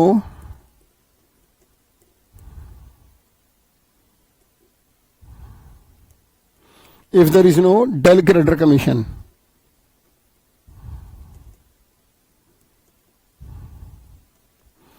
if there is no del credere commission, अगर डेलग्रेटर कमीशन नहीं है तब इस लॉस को कंसाइनर बच्चों बियर करेगा। क्लियर? चलो देखो, बहुत सारी बातें डिस्कस हो गई। अब ये बताओ कि दिल्ली से गुजरात कितनी साइकिलें गई थी? 100। 5 रास्ते में डैमेज हुई, कितनी पहुंची? 95। 80 बिक गई, कितनी बची? 15। 15 में से 5 और डैमेज हो गई। लिया था मैंने एग्जाम्पल यार, दिखाऊं तुम्हें एग्जाम्पल अपना? 1 मिनट लगेगा। देखो ये रहा, सब समझाया था कि दिल्ली से गुजरात 100 साइकिलें गई, 5 रास्ते में डैमेज हुई, बची 95। 80 की सेल्स हो गई, बची 15। 5 का लॉस इन कस्टडी और 5 कस्टडी में डैमेज हो गई। अब ये लॉस का कैलकुलेशन करना होगा, और इस लॉस से माल कम हो जाएगा तो क्रेडिट में लिखेंगे, और इसे या तो लॉस इन कस्टडी या फिर एबनॉर्मल लॉस के नाम से लिखेंगे। और ये लॉस कंसाइनी के पास पहुंचने के बाद हुआ है तो कंसाइनी के एक्सपेंस का प्रोपोर्शन भी ऐड होगा। चलो पहले मैं इसे अकाउंट में शो करता हूं, उसके बाद इसकी कैलकुलेशन करूंगा। वापिस आ जाओ। 100 साइकिलें भेज के लिखा डेबिट में, उसका हुआ क्या? ये सब आएगा क्रेडिट में। 5 साइकिलें रास्ते में डैमेज हुई, क्रेडिट में लिखा हमने बाय लॉस इन ट्रांजिट। 80 बिक गई, क्रेडिट में लिखा बाय कंसाइनी अकाउंट ब्रैकेट में सेल्स। कितनी हुई? 85। 5 और डैमेज हो गई तो 5 क्रेडिट में आएंगी बाय एबनॉर्मल लॉस के नाम से।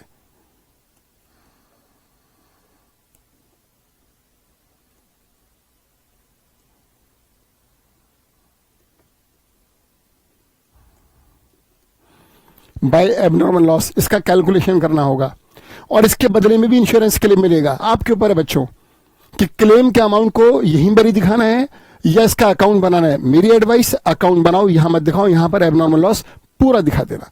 चलो पहले इसकी कैलकुलेशन पर आ जाओ कि इसे कैलकुलेट कैसे करते हैं, क्योंकि 3 कैलकुलेशन मुझे समझानी है। एक calculation of loss in transit जो मैं समझा चुका हूं, दूसरा calculation of loss in custody यानी कि एबनॉर्मल लॉस जो मैं अब समझाऊंगा, और तीसरा कैलकुलेशन ऑफ क्लोजिंग स्टॉक यानी कि स्टॉक ऑन कंसाइनमेंट जो इसके बाद आएगा। चलो बच्चों वापिस आओ। कैलकुलेशन ऑफ एबनॉर्मल लॉस, या फिर कहिए कि loss in custody of consignee. कहां पे लॉस हुआ? ये कंसाइनी की कस्टडी में पहुंचने के बाद, माल को गोडाउन में रखने के बाद ये लॉस हुआ। चलिए इसकी कैलकुलेशन करते हैं। मैंने आपसे कहा था कि लॉस चाहे रास्ते में हो चाहे कस्टडी में हो, लॉस कहीं पर भी हो, हमेशा कॉस्ट पे कैलकुलेट करना, चाहे क्वेश्चन इनवाइस प्राइस पर हो। अब ये क्वेश्चन इनवाइस पर है जो मैंने एग्जांपल लिया कि 100 साइकिल भेजी दिल्ली से ए ने गुजरात में बी को, और एक साइकिल की कॉस्ट 1000 है, इनवाइस प्राइस 1400 है, लेकिन मैं कॉस्ट जब मैं लॉस निकालूंगा तो 1000 से निकालूंगा कॉस्ट पर। तो cost of 5 bicycles at the rate of ₹1000 each is equal to 5000 for example.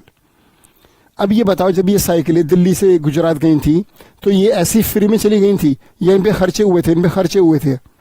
किसने करे थे? कंसाइनर ने। Loading charges, insurance charges, transportation cost, other expenses और भी खर्चे करे होंगे।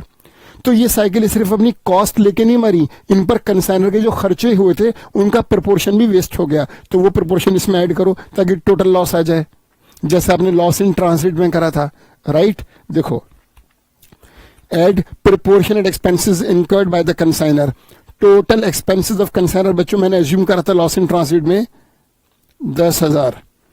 टोटल यूनिट्स कंसाइन, कुल साइकिलें भेजी हैं 100, रास्ते कस्टडी में डैमेज हुई 5। 10,000 को 100 साइकिलों से डिवाइड करा, एक साइकिल पे खर्चा हुआ 100 रुपए, 5 से करा मल्टीप्लाई तो खर्चा हुआ 500 रुपए। इसके बाद अगर ये लॉस इन ट्रांजिट होता, अगर ये लॉस रास्ते में हुआ होता तो बस ये आंसर आ गया था 5500। ये लॉस रास्ते में हुआ नहीं, ये लॉस कंसाइनी के पास पहुंचने के बाद हुआ, तो कंसाइनी भी खर्चे कर चुका था। अब जो बताने जा रहा हूं, अब जो यहां से आगे की 4 से 5 मिनट की क्लास है वो बहुत इंपॉर्टेंट है। मैं इस कैलकुलेशन की बात कर रहा हूं, this is most important calculation. कैसे? ये बताओ, ये जो साइकिलें कंसाइनी के पास पहुंची हैं, अब जो ये 5 साइकिलें कहां पे डैमेज हुई? रास्ते में नहीं ना, कंसाइनी के पास पहुंचने के बाद, उसके पास रखने के बाद। इसका मतलब इन 5 साइकिलों पर कंसाइनी भी खर्चे कर चुका था। एज्यूम करो कंसाइनी के जो एक्सपेंसेस हैं, जो कंसाइनी के टोटल एक्सपेंसेस हैं, एज्यूम कर लो बच्चों, एज्यूम कि वो 8000 रुपए हैं। 8000 कंसाइनी के टोटल एक्सपेंसेस 8000 रुपए हैं, एज्यूम कर लिया। अब सुनो, कंसाइनी ने जो 5 साइकिलों पे खर्चा करा है वो भी तो इसमें ऐड होगा। पहली बात, मुझे सोच के बताओ कि कंसाइनी ने जो खर्चे करे हैं वो 100 साइकिलों पर करे हैं या 95 साइकिलों पर करे हैं? भाई साहब, मेरे एग्जाम्पल के अनुसार 5 साइकिलें रास्ते में डैमेज हो गई थी। कंसाइनर ने जो खर्चे करे थे वो पूरी 100 साइकिलों पर करे थे। उसके बाद 100 साइकिलें दिल्ली से गुजरात जा रही थी, 5 रास्ते में डैमेज हुई। कंसाइनी ने जो साइकिलें रिसीव करी हैं वो सिर्फ 95 बाइसिकल्स रिसीव करी। तो कंसाइनी के सारे एक्सपेंस जो भी 8000 रुपए हैं वो 95 बाइसिकल्स पर है।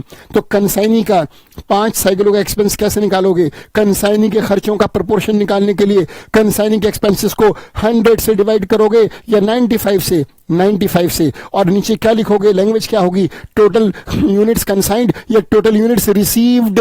तो नीचे लिखेंगे हम डिनोमिनेटर में टोटल यूनिट्स रिसीव्ड। कंसाइनर के लिए क्या लिखा देखो स्क्रीन पर, टोटल यूनिट्स कंसाइंड, जो माल भेजा 100 साइकिलें। कंसाइनी के लिए क्या लिखोगे? टोटल यूनिट्स रिसीव्ड, जो माल उसने रिसीव करा 95 साइकिलें।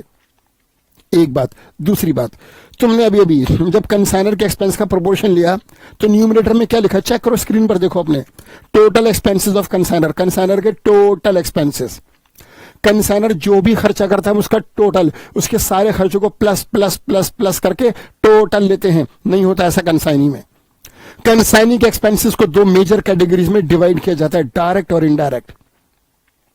कंसाइनी के खर्चों को, कंसाइनी के 5 खर्चे हैं, 5 में देखना, ध्यान से देखना कि वो डायरेक्ट है या इनडायरेक्ट है। कैसे पता लगाओगे डायरेक्ट है या इनडायरेक्ट है? कंसाइनी के वो खर्चे जो माल को कंसाइनर से रिसीव करने के लिए करे।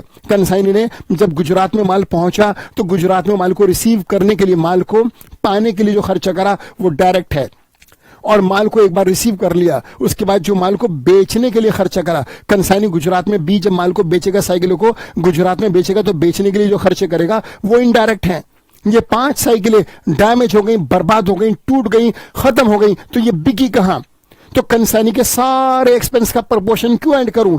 जो माल बिका ही नहीं, जो बर्बाद हो गया, टूट गया, बर्बाद हो गया, वो बिका ही नहीं, तो उस पर मैं उन खर्चों का बर्डन क्यों डालूं जो उन पर हुआ ही नहीं?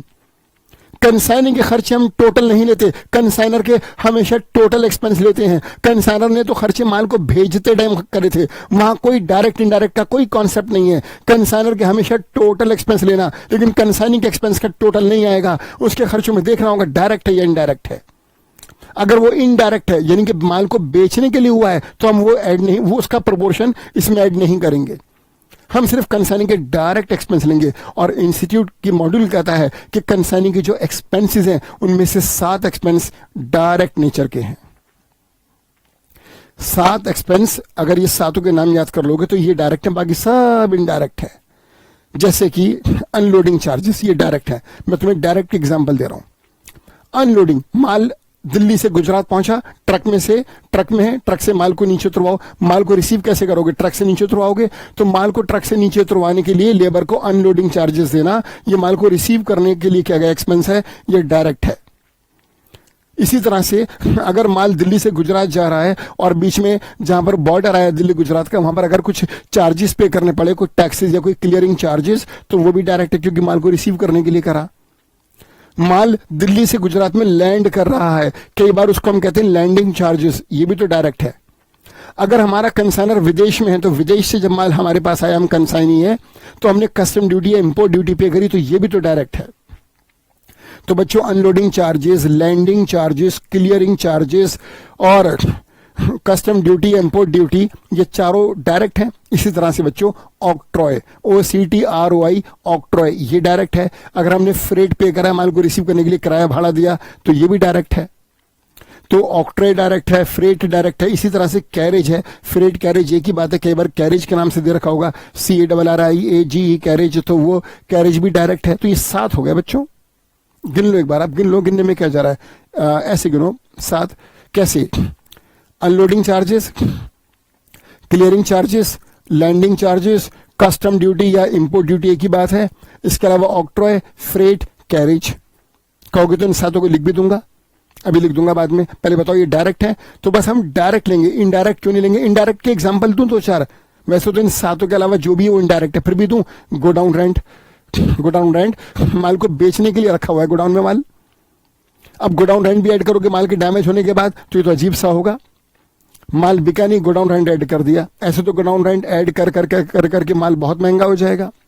तो गोडाउन रेंट इनडायरेक्ट है। सेलिंग एक्सपेंसेस इनडायरेक्ट है, सेल्समैन कमीशन इनडायरेक्ट है, एडवर्टीजमेंट इनडायरेक्ट है, ये सब इनडायरेक्ट एक्सपेंस है। तो मैं तो बस ये कर रहा हूं, आप इनडायरेक्ट क्यों याद कर रहे हो? आप याद करो डायरेक्ट, क्योंकि वो 7 है। वो अगर है तो डायरेक्ट है, उनके अलावा जो भी है वो इनडायरेक्ट है। अब देखिएगा, हम कंसाइनिंग एक्सपेंस का प्रोपोर्शन कैसे लेंगे? एड प्रोपोर्शनेट डायरेक्ट एक्सपेंसेस, यही समझा रहा था मैं। ऊपर क्या लिखा था आपने? Add proportionate expenses. यहां तो डायरेक्ट वर्ड नहीं था कंसाइनर में, कंसाइनी में है add proportionate direct expenses, right, of incurred by the consignee. Formula देखिए, आप मजा आ जाएगा। Total direct expenses of consignee. बच्चों एज्यूम करो, प्लीज एज्यूम करो कि कंसाइनी के टोटल एक्सपेंसेस 8000 हैं, जिनमें से 4750, क्या बोला मैं, अजीब सी फिगर ले रहा हूं लेकिन बाद में मजा आएगा। कंसाइनी के कुल खर्चे 8000 हैं, जिनमें से 5 खर्चे हैं जो 8000 के हैं, जिनमें से बच्चों 2 डायरेक्ट है और 3 इनडायरेक्ट हैं। वो जो 2 डायरेक्ट है उनका अकेला टोटल, उन दोनों का जो डायरेक्ट है, जैसे अनलोडिंग चार्जेस, जैसे फ्रेट, इन दोनों का टोटल है 4750। अब मुझे बताइए आप टोटल एक्सपेंस लेंगे 8000 या सिर्फ डायरेक्ट लेंगे 4750? तो सिर्फ डायरेक्ट लेंगे। न्यूमरेटर में फॉर एग्जांपल 4750 अपॉन में इन 4750 को अब 100 से डिवाइड करेंगे। क्यों भाई? 100 साइकिलें तो रिसीव ही नहीं हुई, रिसीव तो 95 साइकिलें हुई हैं, तो अब डिवाइड करेंगे 100 से या 95 से। ये खर्चे कंसाइनी ने 100 साइकिलों पर करे या 95 पर? अरे बच्चों, 500 रास्ते में बर्बाद हो गई, वो तो पहुंची नहीं, वो तो कूड़ा है। कंसाइनी के खर्चे 95 साइकिलों पर है, तो डिवाइड करेंगे टोटल यूनिट्स रिसीव्ड यानी कि 95 बाइसिकल से, और जो डैमेज हुई है वो है 5 multiply by number of loss units. आप इसका आंसर निकालिए, उठाइए कैलकुलेटर। 4750 को डिवाइड करिए 95 से और मल्टीप्लाई करिए 5 से, ये आ जाएगा 250। 250 इसका अमाउंट आ गया बच्चों, 250, राइट। अब यहां पर टोटल लॉस अगर मैं निकालूंगा तो कैसे निकालूंगा? 5000 प्लस 500 प्लस 250, 5750। बताइए समझ आया नहीं आया? मैंने कंसाइनर के टोटल एक्सपेंस का प्रोपोर्शन लिया और कंसाइनी के सिर्फ डायरेक्ट एक्सपेंस का प्रोपोर्शन लिया, इनडायरेक्ट का नहीं लिया। डायरेक्ट से मतलब है जो खर्चे माल को रिसीव करने के लिए करे, और इनडायरेक्ट से मतलब है जो माल को बेचने के लिए करे। ये माल बर्बाद हो गया, ये बिका नहीं, इसलिए बेचने के एक्सपेंस का प्रोपोर्शन इसमें नहीं आएगा। मैंने एज्यूम करा कि कंसाइनी के टोटल एक्सपेंस 8000 है, जिनमें से 4750 डायरेक्ट हैं और 3250 इनडायरेक्ट हैं। तो मैंने 3250 नहीं लिए, सिर्फ डायरेक्ट 4750 लिया। उनको डिवाइड 100 से नहीं करा क्योंकि रिसीव 95 साइकिलें हुई, खर्चे 95 पर हुए थे, तो मैंने 95 से करा डिवाइड, और जो 5 साइकिलें डैमेज हुई उनसे करा मल्टीप्लाई, तो 5 साइकिलों का प्रोपोर्शनेट एक्सपेंस आ गया 250 और टोटल आया 5750। इस तरह से कैलकुलेट करेंगे बच्चों लॉस इन कस्टडी या एबनॉर्मल लॉस का अमाउंट। चलिए, इसकी पोस्टिंग मैं कर ही चुका हूं कंसाइनमेंट अकाउंट में, एक बार वहां पर आ जाइए।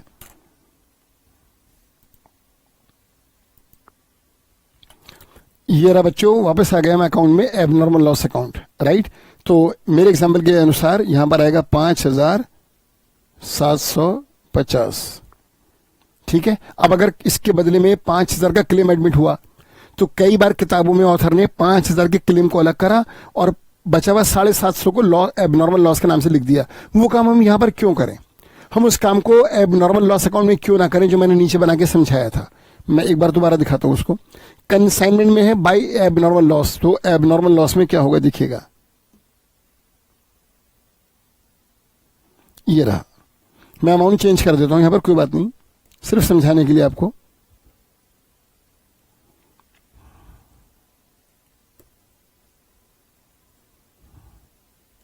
देखिएगा, अभी जो मैंने एबनॉर्मल लॉस निकाला, ये एबनॉर्मल लॉस अकाउंट है। आपने कंसाइनमेंट में लिखा बाय एबनॉर्मल लॉस, तो एबनॉर्मल लॉस में होगा टू कंसाइनमेंट 5750। क्लेम इसका एडमिट हुआ, एज्यूम करो बच्चों 5000 का, तो लॉस हुआ 750 का जो कि पीएनएल में चला गया। टोटल 5750 और यहां पर भी टोटल 57। इतनी सी बात थी, इतनी सी बात थी बस। क्लियर हुआ बच्चों? चलो वापिस आ जाओ अकाउंट में। अब बताओ कितनी साइकिलें बची? 100 साइकिलें दिल्ली से गुजरात गई, 5 रास्ते में डैमेज हुई, कंसाइनी को मिली 95, उसमें से 80 बेच दी, बची 15। 5 और डैमेज हो गई, बची 10। अब मैंने एग्जांपल लिया था, याद करो, कि इन 10 में से, इन 10 बची हुई में से 5 ऐसी हैं जो कंसाइनी को लगता है कि बिक नहीं पाएंगे और उसने कंसाइनर को वापस कर दी। मजा आएगा अगर आप समझ गए। कंसाइनी अगर कंसाइनर को माल सही कंडीशन में वापस करता है, सही कंडीशन में, वो खराब नहीं है, बस उसे लगता है ये बिकेंगे नहीं, ये गुजरात में ये स्टाइल चलता नहीं है, तो वो 5 साइकिलें वापस कर रहा है। तो बच्चों माल किस प्राइस पर आया था? इनवाइस पर आया था ना। देखो डेबिट में, सबसे ऊपर देखो डेबिट में, to goods sent on consignment 100 × 1400। माल इनवाइस पर आया था तो डेबिट में इनवाइस पर लिखा था और लोडिंग अपोजिट में आई थी। इसी तरह से जब माल वापस जाएगा तो माल का आना डेबिट, तो माल का जाना क्रेडिट, और जिस नाम से आया था गुड सेंट ऑन कंसाइनमेंट, इसी नाम से जाएगा, by good sent on consignment. Invoice पर आया था, इनवाइस पर जाएगा, लोडिंग सेट ऑफ होने के लिए अपोजिट में आएगी। मतलब ये कि तुम अभी देखो इस अकाउंट के ऊपर, सबसे ऊपर देखो, इस अकाउंट में डेबिट और क्रेडिट में जो सबसे ऊपर लिखा हुआ है ना, यही नीचे रिपीट होगा। बच्चों माल का आना डेबिट तो माल का जाना क्रेडिट। 5 साइकिलें कंसाइनी वापस कर रहा है, माल वापस जा रहा है, माल कम हो रहा है, कम करने के लिए क्रेडिट करेंगे। कंसाइनी लिखेगा बाय, सॉरी माफ करना, ये अकाउंट कौन बना रहा है? कंसाइनर, वही लिखेगा by goods sent on consignment, bracket में गुड्स रिटर्न बाय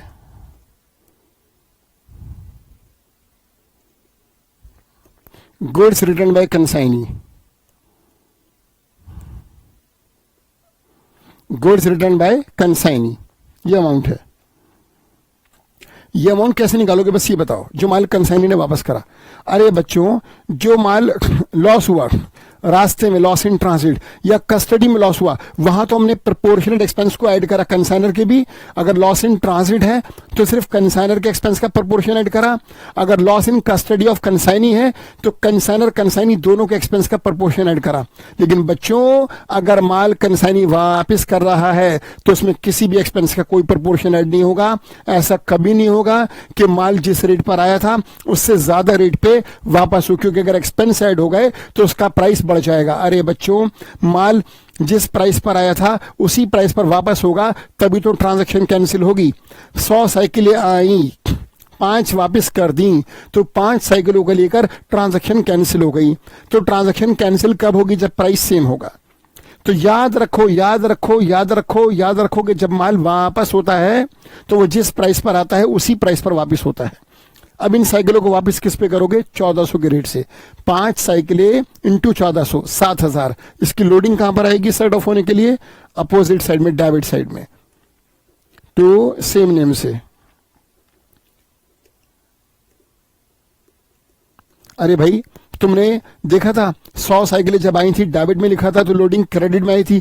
अभी माल वापस जा रहा है तो माल का वापस जाना इनवॉइस पर क्रेडिट, तो उसकी लोडिंग सेट ऑफ होने के लिए डेबिट। और मैं लिख देता हूं लोडिंग कैसे, थोड़ा आपको समझ में आएगा। फिगर्स लिखने से आपको समझ आता है, अमाउंट लिखने से। एज्यूम कर लो 5 साइकिलें जा रही हैं तो हम किससे मल्टीप्लाई करेंगे उसे, 1400। कितना अमाउंट होगा ये,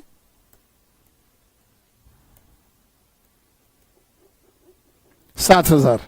जरा नीचे आना, 2 गुड्स लोडिंग अपोजिट में, 2 goods send on consignment.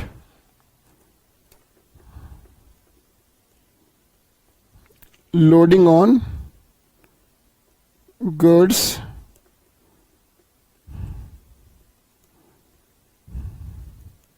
Return. Loading on goods return कैसे निकालेंगे, 5 cycle into,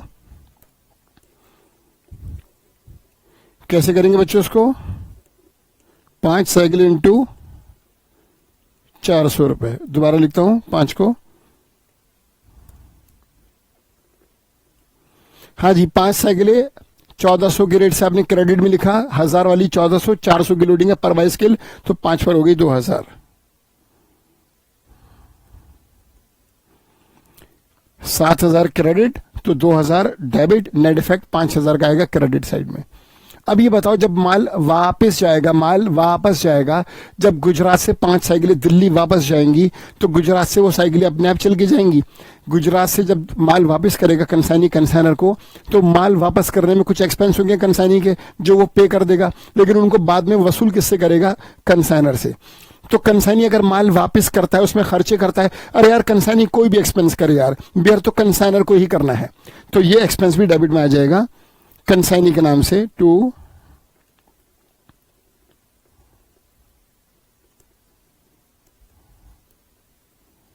consignee's account, bracket में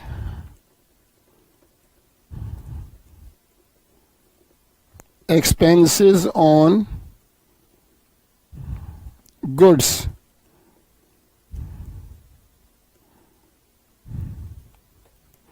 एक्सपेंसेस ऑन गुड्स रिटर्न। ठीक है बच्चों, to consignee's account expenses on goods return, ये खर्चे भी कंसाइनर ने करे। इसके बाद अब बताओ अब हुआ क्या। 100 साइकिलें दिल्ली से गुजरात गई, 5 रास्ते में डैमेज हुई, कंसाइनी बी को मिली 95, 80 बेच दी, बची 15, 5 और डैमेज हो गई, बची 10, 5 वापस कर दी, बची 5, क्लोजिंग स्टॉक है, इसका कैलकुलेशन करना होगा। क्लोजिंग स्टॉक हमेशा कहां पर आता है, क्रेडिट साइड में। पूरे 100 साइकिलों का हिसाब हमने क्रेडिट साइड में ही दिया है। बाय क्लोजिंग स्टॉक को क्या लिखेंगे कंसाइनमेंट के केस में, by stock on consignment.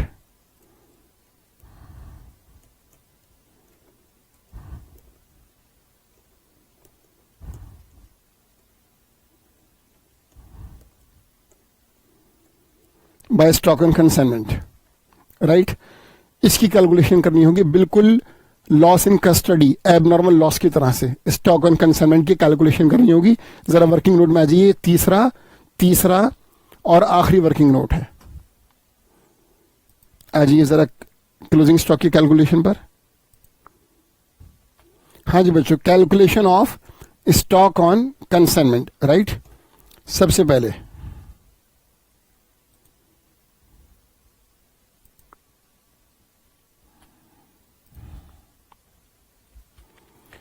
Cost oblique value of items eight the rate of rupees dash each. देखो भाई, अगर क्वेश्चन में इनवाइस प्राइस है ही नहीं, अगर क्वेश्चन में इनवाइस प्राइस है ही नहीं, तब तो क्लोजिंग स्टॉक कॉस्ट पे निकलेगा। लेकिन अगर इनवाइस प्राइस है तो बच्चों क्लोजिंग स्टॉक कोई लॉस नहीं है, ये क्लोजिंग स्टॉक इस इनवाइस पे निकालो। हाँ, इसकी लोडिंग फिर आप अपोजिट में लिख देना। तो 5 साइकिलों का क्लोजिंग स्टॉक है तो मैं लिखूंगा वैल्यू।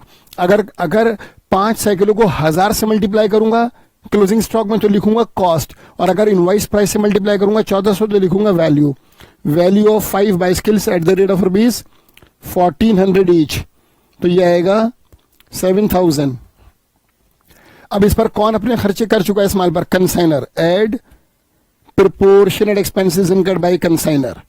कैसे निकालेंगे? टोटल एक्सपेंसेस ऑफ कंसाइनर वो थे 10,000 अपॉन में टोटल यूनिट्स कंसाइंड वो थी 100 साइकिलें। कितना आएगा बच्चों? 1000 इंटू, अच्छा sorry, number of unsold units कितने? 5, तो 500 आ जाएगा भाई। अनसोल्ड स्टॉक 5 साइकिलें, 10,000 के एक्सपेंस को 100 से करोगे डिवाइड तो 1 साइकिल का एक्सपेंस आएगा, 5 से मल्टीप्लाई करोगे 5 साइकिल का एक्सपेंस आएगा। वो इस एग्जाम्पल के अनुसार 500 आ रहा है। इसके बाद कंसाइनिंग के एक्सपेंस भी ऐड होंगे। कंसाइनिंग के सारे ऐड होंगे? नहीं, सिर्फ डायरेक्ट। क्यों? ये क्लोजिंग स्टॉक है। तुम किसकी कैलकुलेशन कर रहा हो? Closing stock. कंसाइनिंग के खर्चे सारे नहीं लेते, उसके 2 भाग करते हैं, डायरेक्ट इनडायरेक्ट। वही पुराना एग्जांपल, कंसाइनिंग के वो खर्चे जो माल को रिसीव करने के लिए हुए डायरेक्ट हैं, और जो माल को बेचने के लिए हुए इनडायरेक्ट हैं। ये क्लोजिंग स्टॉक है, ये बचा हुआ माल है, ये बिका कहां? जो माल बिका ही नहीं उस पर बेचने के खर्चे कैसे हो गए? तो सिर्फ जो माल को रिसीव करने के लिए हुए बस वही ऐड होंगे। Add proportionate direct expenses of consignee. कैसे निकालेंगे? Total direct expenses of consignee. मैंने एग्जांपल लिया था 4750 डायरेक्ट हैं। साइकिल इसने रिसीव करी थी 95, क्योंकि 5 रास्ते में डैमेज हो गई थी। अनसोल्ड 5 है, सेम अमाउंट आएगा 250, और फाइनल टोटल आ जाएगा बच्चों 7750। इसे लेकर आ जाओ लेजर अकाउंट में जो आप बना रहे हैं, कंसाइनमेंट अकाउंट। हाँ जी बच्चों, बाय स्टॉक ऑन कंसाइनमेंट मेरे अभी इस एग्जांपल में कितना अमाउंट आया था ये, अगर मैं इसे लिखूं यहां पर तो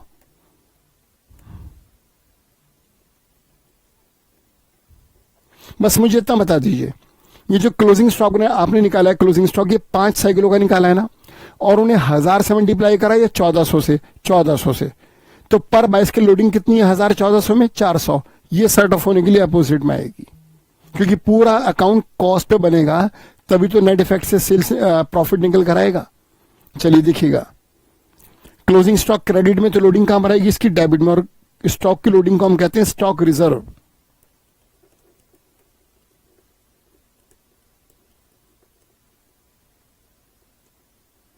क्लोजिंग स्टॉक की लोडिंग को स्टॉक रिजर्व के नाम से लिखते हैं। कैसे निकालेंगे? 5 साइकिलों का क्लोजिंग स्टॉक था, आपने जब इसकी कैलकुलेशन करी तो 1400 से मल्टीप्लाई करा था, पर बाइसिकल 400 की लोडिंग थी। 2000 सॉरी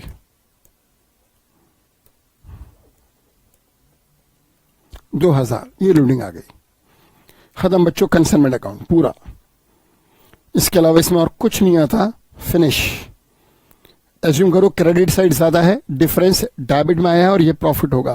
क्रेडिट साइड ज्यादा है, इनकम साइड ज्यादा है, डिफरेंस डेबिट में आएगा, एक्सपेंस वाली साइड में, लॉस वाली साइड में डिफरेंस आएगा, ये प्रॉफिट है। क्या नाम देंगे इसको? टू प्रॉफिट ऑन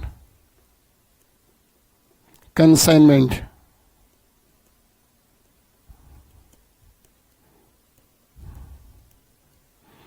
और बच्चों टोटल करके इस अकाउंट को बंद कर देंगे। ठीक है बच्चों, ये अकाउंट पूरा हो गया, कंसाइनमेंट अकाउंट। कंसाइनर की बुक में अब आ जाओ अगला अकाउंट, एजेंट का, कंसाइनीज अकाउंट। अरे बच्चों कुछ नहीं करना है, इसमें क्रॉस पोस्टिंग करनी है। ऊपर कंसाइनमेंट अकाउंट आपने अभी तो पूरा बनाया, जहां जहां कंसाइनी था वहां वहां कंसाइनमेंट आ जाएगा। लेजर क्रॉस पोस्टिंग, कंसाइनमेंट में था टू कंसाइनी तो कंसाइनी में बाय कंसाइनमेंट, कंसाइनमेंट में था बाय कंसाइनी तो कंसाइनी में टू कंसाइनमेंट। अरे भाई क्रॉस पोस्टिंग क्रॉस पोस्टिंग। लेकिन वो सब करने से पहले एक बड़ी इंपॉर्टेंट बात, बहुत इंपॉर्टेंट, और वो है सिक्योरिटी ऑन कंसाइनमेंट, यानी कि एडवांस ऑन कंसाइनमेंट। अरे बच्चों क्या हुआ था कि जब ए और बी के बीच में पहली बार समझौता हुआ और ये तय हुआ कि ए पहला कंसाइनमेंट भेजेगा बी को गुजरात में, और दिल्ली से 100 साइकिलें ट्रक में लोड होकर गुजरात जाएंगी, तो ए ने कहा था बी से कि तुम मुझे 50,000 रुपये सिक्योरिटी जमा कराओ, तब मैं तुमको क्योंकि जब हमारे रिश्ते बहुत अच्छे हो जाएंगे तब की बात अलग है, लेकिन अभी हमारा रिश्ता नया नया है तो मैं तुम्हें माल नहीं दे सकता बिना सिक्योरिटी के। तो कंसाइनर ने कंसाइनी से 50,000 रुपीज की सिक्योरिटी ली थी, जो कि उसने चेक बनाकर दे दिया था। अब वो सिक्योरिटी में अभी तुम एज्यूम कर लो कि कंसाइनी सिक्योरिटी कैश में भी दे सकता है, चेक से भी दे सकता है, ऑनलाइन ट्रांजैक्शन या बिल्स पेबल को साइन भी कर सकता है। कंसाइनी के लिए बिल्स पेबल होगा, कंसाइनर के लिए तो बिल्स रिसीवेबल है। अब जरा जनरल एंट्री पास करो। कंसाइनर को कंसाइनर की बुक में बना है कंसाइनीज अकाउंट, कंसाइनर अपने एजेंट का अकाउंट बना रहा है, कंसाइनर को सिक्योरिटी मिल रही है। कंसाइनर को अगर कैश मिलेगा तो कैश अकाउंट डेबिट, चेक मिलेगा तो बैंक अकाउंट डेबिट, और अगर बिल पे साइन होकर मिलेगा तो bills receivable account debit to consignee, consignee से मिला है तो टू कंसाइनी में पोस्टिंग क्या होगी, बाई कैश। एडवांस कहां पर आएगा, क्रेडिट साइड में। एंट्री देखो, पोस्टिंग बाय कैश, और अगर चेक मिला है तो बाय बैंक, और अगर बीआर मिला है तो बाय बिल्स रिसीवेबल अकाउंट। इसे कहते हैं बच्चों एडवांस ऑन कंसाइनमेंट।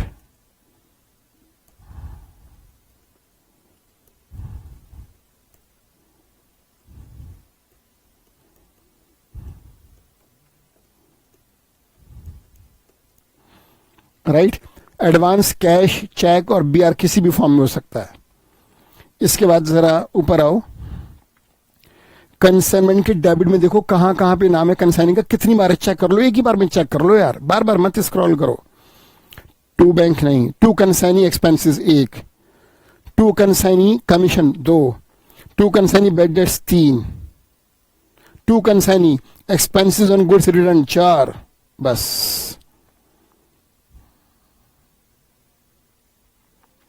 बस कंसाइनमेंट में है टू कंसाइनी, तो बच्चों कंसाइनी में क्या होगा, बाई कंसाइनमेंट। चलो देखो अभी इधर,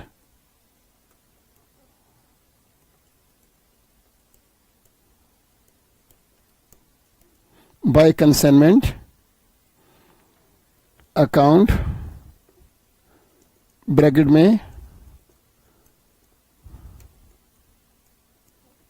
एक्सपेंसेस, यहां पर अलग अलग करने की जरूरत नहीं है, यहां पे टोटल आ जाएगा। फिर बाय कंसाइनमेंट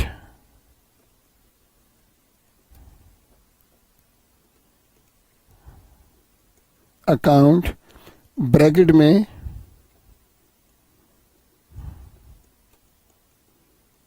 थोड़ा साफ लिखता हूं उसको, स्पेस कम है।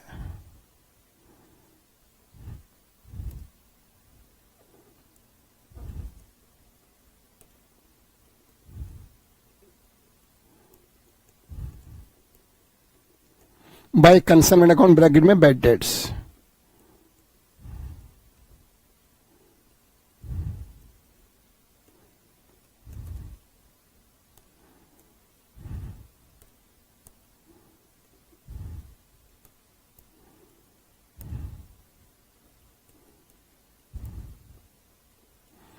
Bad debts. इसके अलावा और क्या था कंसाइनमेंट के डेबिट में, commission,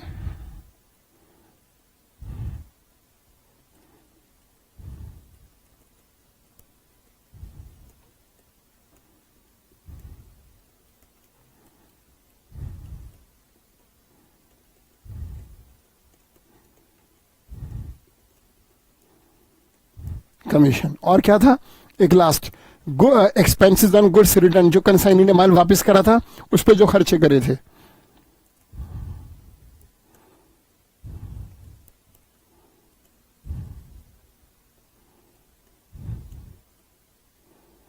bye consignment account bracket में एक्सपेंसेस ऑन गुड्स रिटर्न।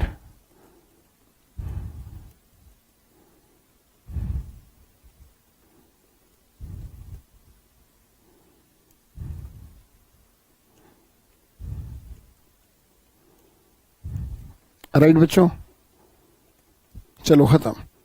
अब आ जाओ कंसाइनमेंट अकाउंट की क्रेडिट साइड में एक ही बार नाम था बस, बाय कंसाइनी ब्रैकेट में सेल्स, और कहीं कोई नाम नहीं था इसका। अब आ जाओ डेबिट साइड में कंसाइनी के, टू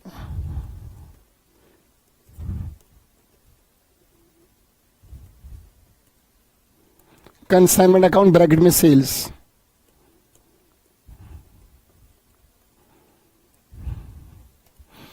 अब जरा इस अकाउंट की खूबसूरती देखो, आप इस अकाउंट की खूबसूरती देखो। क्या सेल्स का अमाउंट एक तरफ हो गया डेबिट में, ये वो अमाउंट है जो कंसाइनर ने कंसाइनी से लेना है। सेल्स का अमाउंट कंसाइनर ने लेना है। कंसाइनी ने जो माल बेचा है वो कंसाइनी का थोड़ी था, वो कंसाइनर का था। तो आप देख रहे हैं सेल्स का अमाउंट ऑटोमेटिकली अपने आप एक तरफ डेबिट में आ गया। तो इस अमाउंट से तो कंसाइनी डेटर है, देनदार है कंसाइनर का, ये पैसा कंसाइनर ने लेना है। लेकिन इसके अलावा कंसाइनर ने देना क्या है, जो कंसाइनी को उसने देना है उसके लिए कंसाइनी लायबिलिटी क्रेडिटर है, वो क्रेडिट में आ गया। जैसे कि एडवांस, सबसे पहले एडवांस, कंसाइनर ने एडवांस लिया था वो वापस करेगा वो, क्योंकि माल अब बिक चुका है, हिसाब किताब खत्म। सेल्स का अमाउंट डेबिट में आया तो एडवांस इसी से तो एडजस्ट होगा। अब वो एडवांस जब दे चुका तो फिर वो दोबारा पूरा सेल्स का पैसा क्यों देगा कंसाइनर को। तो सेल्स एक तरफ आ गई, इसके बदले में जो एडजस्ट होगा, कंसाइनी माल बेचकर सेल्स का सारा पैसा देगा कंसाइनर को नहीं, इसमें से क्या क्या काटेगा, अपना एडवांस क्रेडिट साइड में देखिएगा, इसके बाद अपने एक्सपेंसेस क्रेडिट में देखिए, इसके बाद अपना बेड डेट्स क्योंकि उसे डेल क्रेडिटर कमीशन नहीं मिलती, इसके बाद कमीशन, और जो उसने माल वापस करा उस पर जो एक्सपेंसेस ऑन गुड्स रिटर्न, जो भी ये सब खर्चे और कमीशन और एडवांस ये सब काट कर जो बचेगा बैलेंस वो देगा कंसाइनी कंसाइनर को। एज्यूम करो डेबिट का टोटल है 90,000, क्रेडिट का है 70,000, बचा 20, ये 20 दे देगा वो। बच्चों डेबिट में सेल्स का अमाउंट है, बाकी सब जो इसमें से कटना है वो क्रेडिट में आ गया अपने आप। डेबिट वाले अमाउंट से कंसाइनी डेटर है और क्रेडिट वाले अमाउंट से कंसाइनी क्रेडिटर है। हाँ, ये बात सही है कि डेबिट का अमाउंट ज्यादा होगा, सेल्स ज्यादा होगी, इसमें से जो काटना है वो कम होगा, बचेगा वो पैसा कंसाइनी कंसाइनर को दे देगा, ये बात सच है। तो हम देखेंगे हमेशा डेबिट का टोटल ज्यादा आएगा।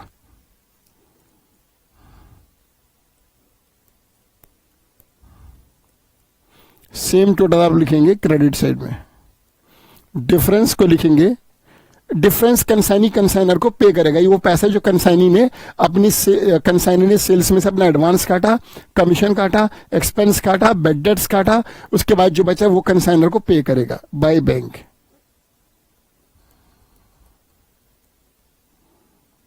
दोबारा लिखता हूं उसको,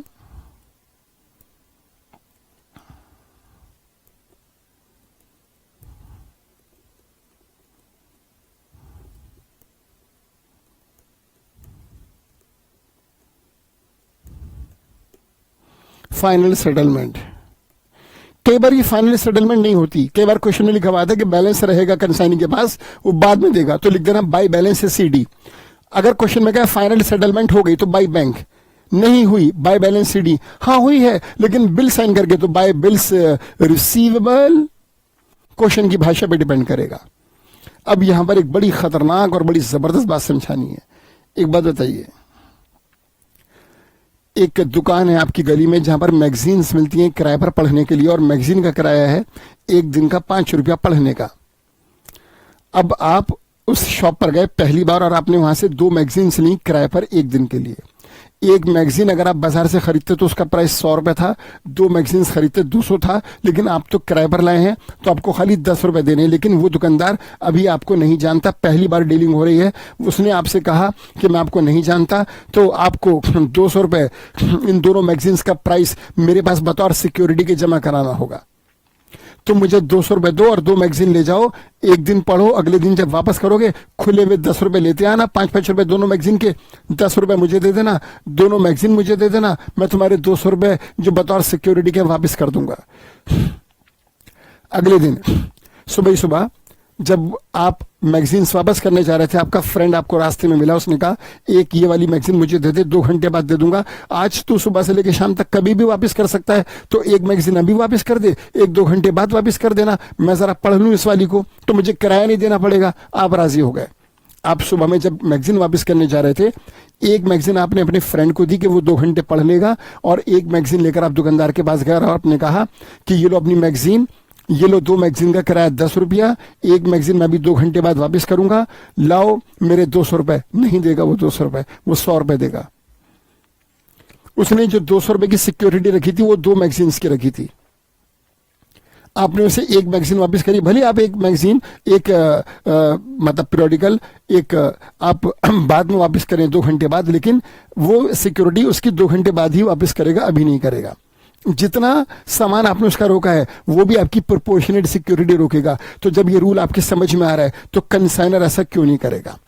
कंसाइनर का अभी अगर सारा माल कंसाइनर ने नहीं बेचा तो कंसाइनर ने जो सिक्योरिटी ली थी वो सारी एडजस्ट नहीं होगी। जितना अभी भी क्लोजिंग स्टॉक कंसाइनर के पास है उसकी प्रोपोर्शनेट सिक्योरिटी रुकेगी। अब जरा समझिएगा, आपने ये जो स्क्रीन पर देखिए, स्क्रीन पर आप क्या लिखा हुआ है, to consignment account sales. Credit में देखिए बाय कैश बैंक बीआर, ये एडवांस ऑन कंसाइनमेंट है, ये 100 साइकिलों के बदले में था। एज्यूम करिए 50,000 रुपए है, मैं इसी की बात कर रहा हूं क्रेडिट साइड में, ये 50,000 है, राइट। ये सिक्योरिटी 100 साइकिलों की ली थी कंसाइनर ने कंसाइनी से। आपको मेरा एग्जांपल याद होगा, 100 में से 5 रास्ते में डैमेज हुई, 80 बिक गई, 5 और डैमेज हो गई, 5 वापस हो गई। क्लोजिंग स्टॉक में 5 साइकिलें अभी भी कंसाइनी के पास हैं। अगर ये सारी सिक्योरिटी आज 50,000 क्रेडिट में लिखकर सारी एडजस्ट कर दी सेल्स के अमाउंट से, तो फिर वो 5 साइकिलें जो कंसाइनी के पास अब भी हैं वो अनसिक्योर्ड हो जाएंगी। ऐसा ना हो तो वो इसी 50,000 पूरा एडजस्ट नहीं करेगा कंसाइनर, इसमें से 5 साइकिलों की सिक्योरिटी रोकेगा। कैसे? इस 50,000 में से कम करके नहीं, अपोजिट में लिखेगा तो ऑटोमेटिकली कम हो जाएगा। क्रेडिट को कम कर रहा हूं तो डेबिट करते हैं, कंसाइनर डेबिट में लिखेगा टू बैलेंस सीडी, और ये बैलेंस सीडी किसका है बच्चों? ये है बैलेंस ऑफ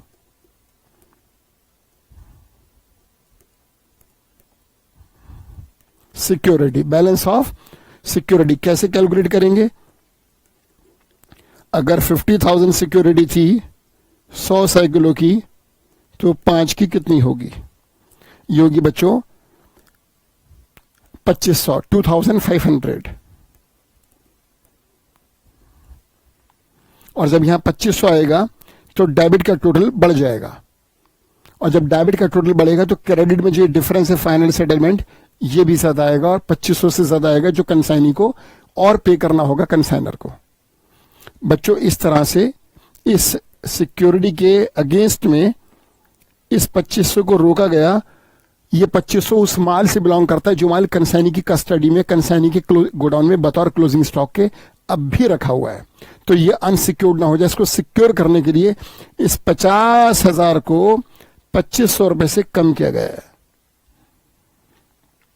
खत्म बच्चों। ये था ऊपर कंसाइनमेंट अकाउंट। सबसे पहले आपने बनाया कंसाइनमेंट अकाउंट कंसाइनर की बुक में, फिर आपने बनाया कंसाइनीज अकाउंट, फिर आपने बनाया एब नॉर्मल या लॉस इन ट्रांसलेट अकाउंट। खत्म। अब ये जो सेकंड अकाउंट है कंसाइनीज अकाउंट, प्लीज मेरी बात समझिएगा, कंसाइनर की बुक में कंसाइनीज अकाउंट है ये। अब मैं कराने जा रहा हूं आपकी बुक, आपको लास्ट कंसाइनी की बुक में कंसाइनर का अकाउंट उल्टा ही तो होगा। ये ए ये बी आपस में ट्रांजैक्शंस करते हैं, ए की बुक में बी का अकाउंट, बी की बुक में ए का अकाउंट, उल्टा ही तो होगा।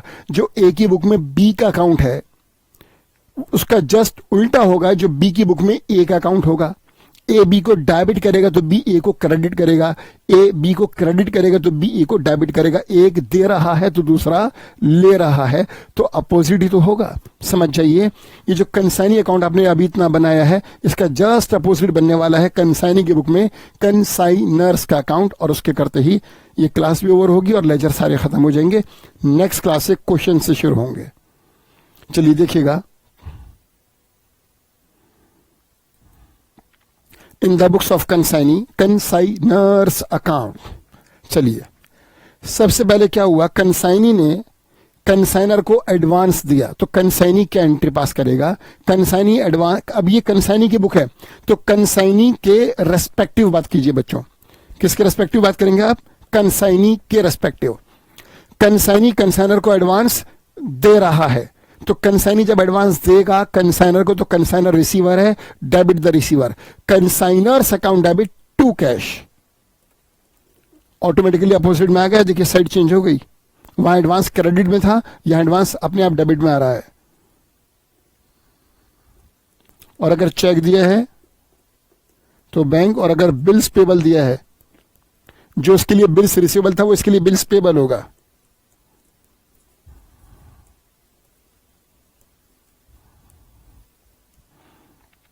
To cash oblique bank oblique bills payable account, for example 50,000, right बच्चों, ब्रैकेट में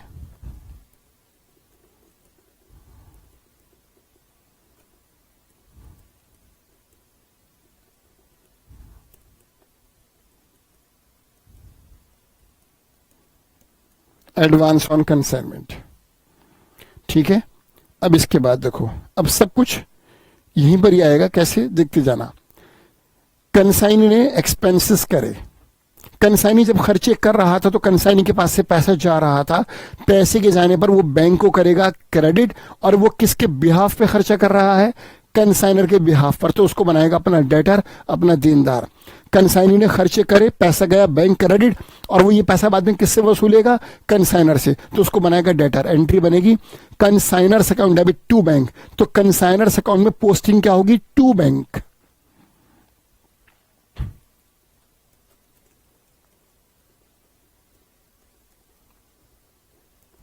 टू बैंक अकाउंट ब्रैकेट में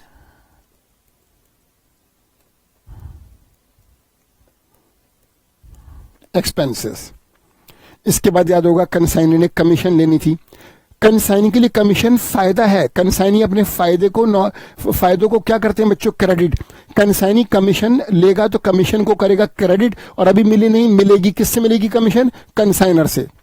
जब तक कमीशन नहीं मिलेगी तब तक वो कंसाइनर को अपना डेटर, अपना देनदार बना के रखेगा। एंट्री पास करेगा consignor's account debit to commission. Consignor को डेबिट क्यों करा, क्योंकि वो कमीशन कंसाइनर से लेगा, कंसाइनर उसका डेटर देनदार है। कमीशन को क्रेडिट क्यों करा, क्योंकि इनकम है। तो कंसाइनर्स अकाउंट में क्या पोस्टिंग होगी बच्चों, टू कमीशन।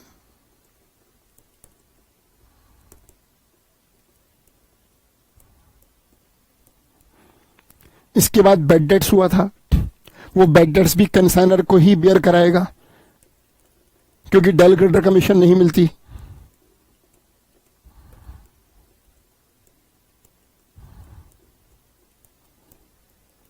कुछ माल कंसाइनी ने वापस करा, और जो माल वापस करा उस पर भी खर्चे करे थे। पैसा गया था to bank, to bank account bracket में expenses on goods return.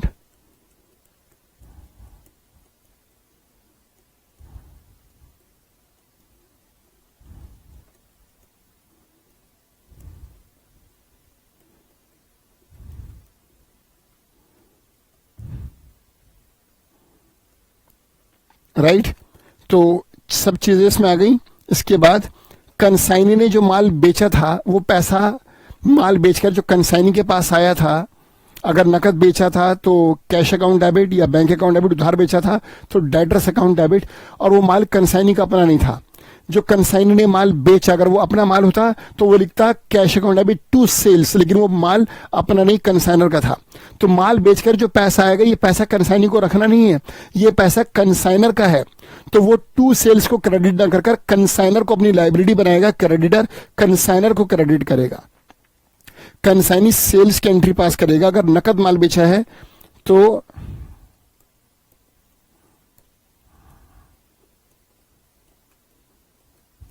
Cash account debit, उधार बेचा है नहीं, अगर चेक से बेचा है तो बैंक, और अगर उधार बेचा है तो debtors. Account debit to consignor, तो टू कंसाइनर में पोस्टिंग होगी by cash oblique bank oblique debtors, bracket में बच्चों सेल्स।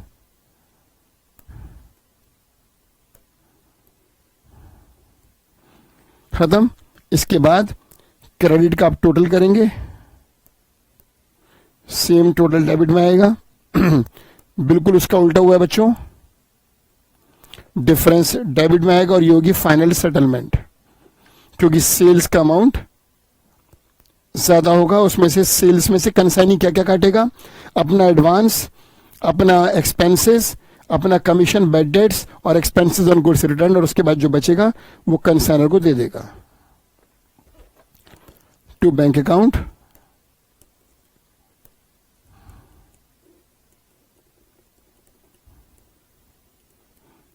ब्रैकेट में फाइनल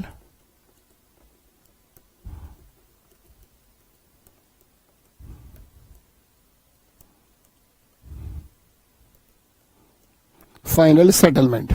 और अगर बाद में देगा तो टू बैलेंस सीडी, अगर बीपी साइन करेगा तो टू बिल्स पेबल। अब वो जो एडवांस रोकने वाली बात थी कि एडवांस 50,000 है, 5 साइकिलें अब भी नहीं बिकी, तो उनका प्रोपोर्शनल एडवांस रोका जाएगा, जैसे मैंने भी वहां पर करा था कंसाइनर की बुक में कंसाइनीज अकाउंट के अंदर, ऐसे ही यहां पर by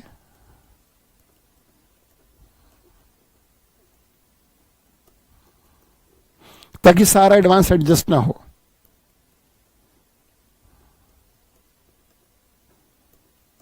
balance of security 50,000 security थी 100 साइकिलों पर,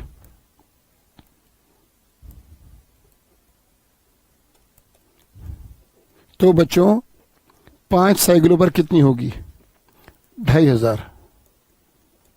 ये इसके अगेंस्ट में रोका गया अमाउंट है, क्योंकि 5 साइकिलें अभी भी क्लोजिंग स्टॉक में है, तो ये अनसिक्योर्ड ना हो, इसलिए प्रोपोर्शनेट सिक्योरिटी को अपोजिट में लिखकर रोक लिया कंसाइनर ने अपने पास। इस तरह से बच्चों ये अकाउंट बिल्कुल अपोजिट बना है उस अकाउंट का जो कंसाइनर की बुक में आपने कंसाइनी बनाया, उसका अपोजिट है कंसाइनी की बुक में कंसाइनर का अकाउंट।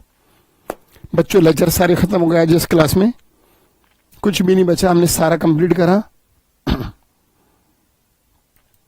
ये जो करंट सेशन था बच्चों, इस करंट सेशन में हम लोगों ने क्या करा, कंसाइनर की बुक में 3 अकाउंट बनाए, कंसाइनमेंट अकाउंट, कंसाइनीज अकाउंट और एबनॉर्मल लॉस अकाउंट।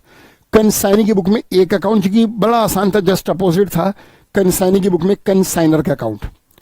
और हमने पढ़ा कि अगर डेल क्रेडिटर कमीशन होती तो बैड डेट्स कंसाइनर बियर नहीं करता, कंसाइनमेंट अकाउंट में बैड डेट्स आता ही नहीं डेबिट में, अगर वो डेल क्रेडिटर कमीशन देता। लेकिन अगर वो डेल क्रेडिटर कमीशन नहीं देगा तो इस लॉस को उसे खुद ही बियर करना होगा, और कैसे, कंसाइनमेंट अकाउंट के डेबिट में लिखकर। अभी आपके पास इन बातों को समझने के लिए बहुत लंबा समय है, क्योंकि 10 प्रैक्टिकल क्वेश्चंस हैं जो हमारे अगले लेक्चर से शुरू हैं। हम इस पर बेस्ड अभी 5 क्लासेस और करेंगे कंसाइनमेंट की, जिसमें हम कोशिश करेंगे, क्यों 5 क्लासेस कह रहा हूं, इससे कम भी हो सकती हैं, इससे ज्यादा नहीं होगी। रीजन 10 क्वेश्चन है, अगर मैं ऑन एन एवरेज एक क्लास में 2 क्वेश्चन भी कराऊंगा तो 2 into 5 10, 10 क्वेश्चन के लिए मुझे 5 क्लासेस करनी पड़ेंगी। हाँ, अगर मैं किसी 2 क्लास में 3-3 क्वेश्चन करा दूं तो 1 क्लास कम होगी, डिपेंड करेगा क्वेश्चन के सॉल्यूशन के लेंथ पर, कि वीडियो लेक्चर जैसे इतना लेंथी हो गया, इतना लेंथी ना हो। चलो बच्चों, पिछला लेक्चर था पूरा थ्योरी बेस्ड, आज का लेक्चर था पूरा प्रैक्टिकल बेस्ड, दोनों को मिलाकर समझोगे, कंसाइनमेंट आपको क्लियर होगा। अगली क्लास से आप इन सब की एप्लीकेशंस करेंगे। थैंक यू सो मच दोस्तों, अगली क्लास में मिलते हैं बच्चों कंसाइनमेंट के 3rd लेक्चर में, right. Thank you so much दोस्तों।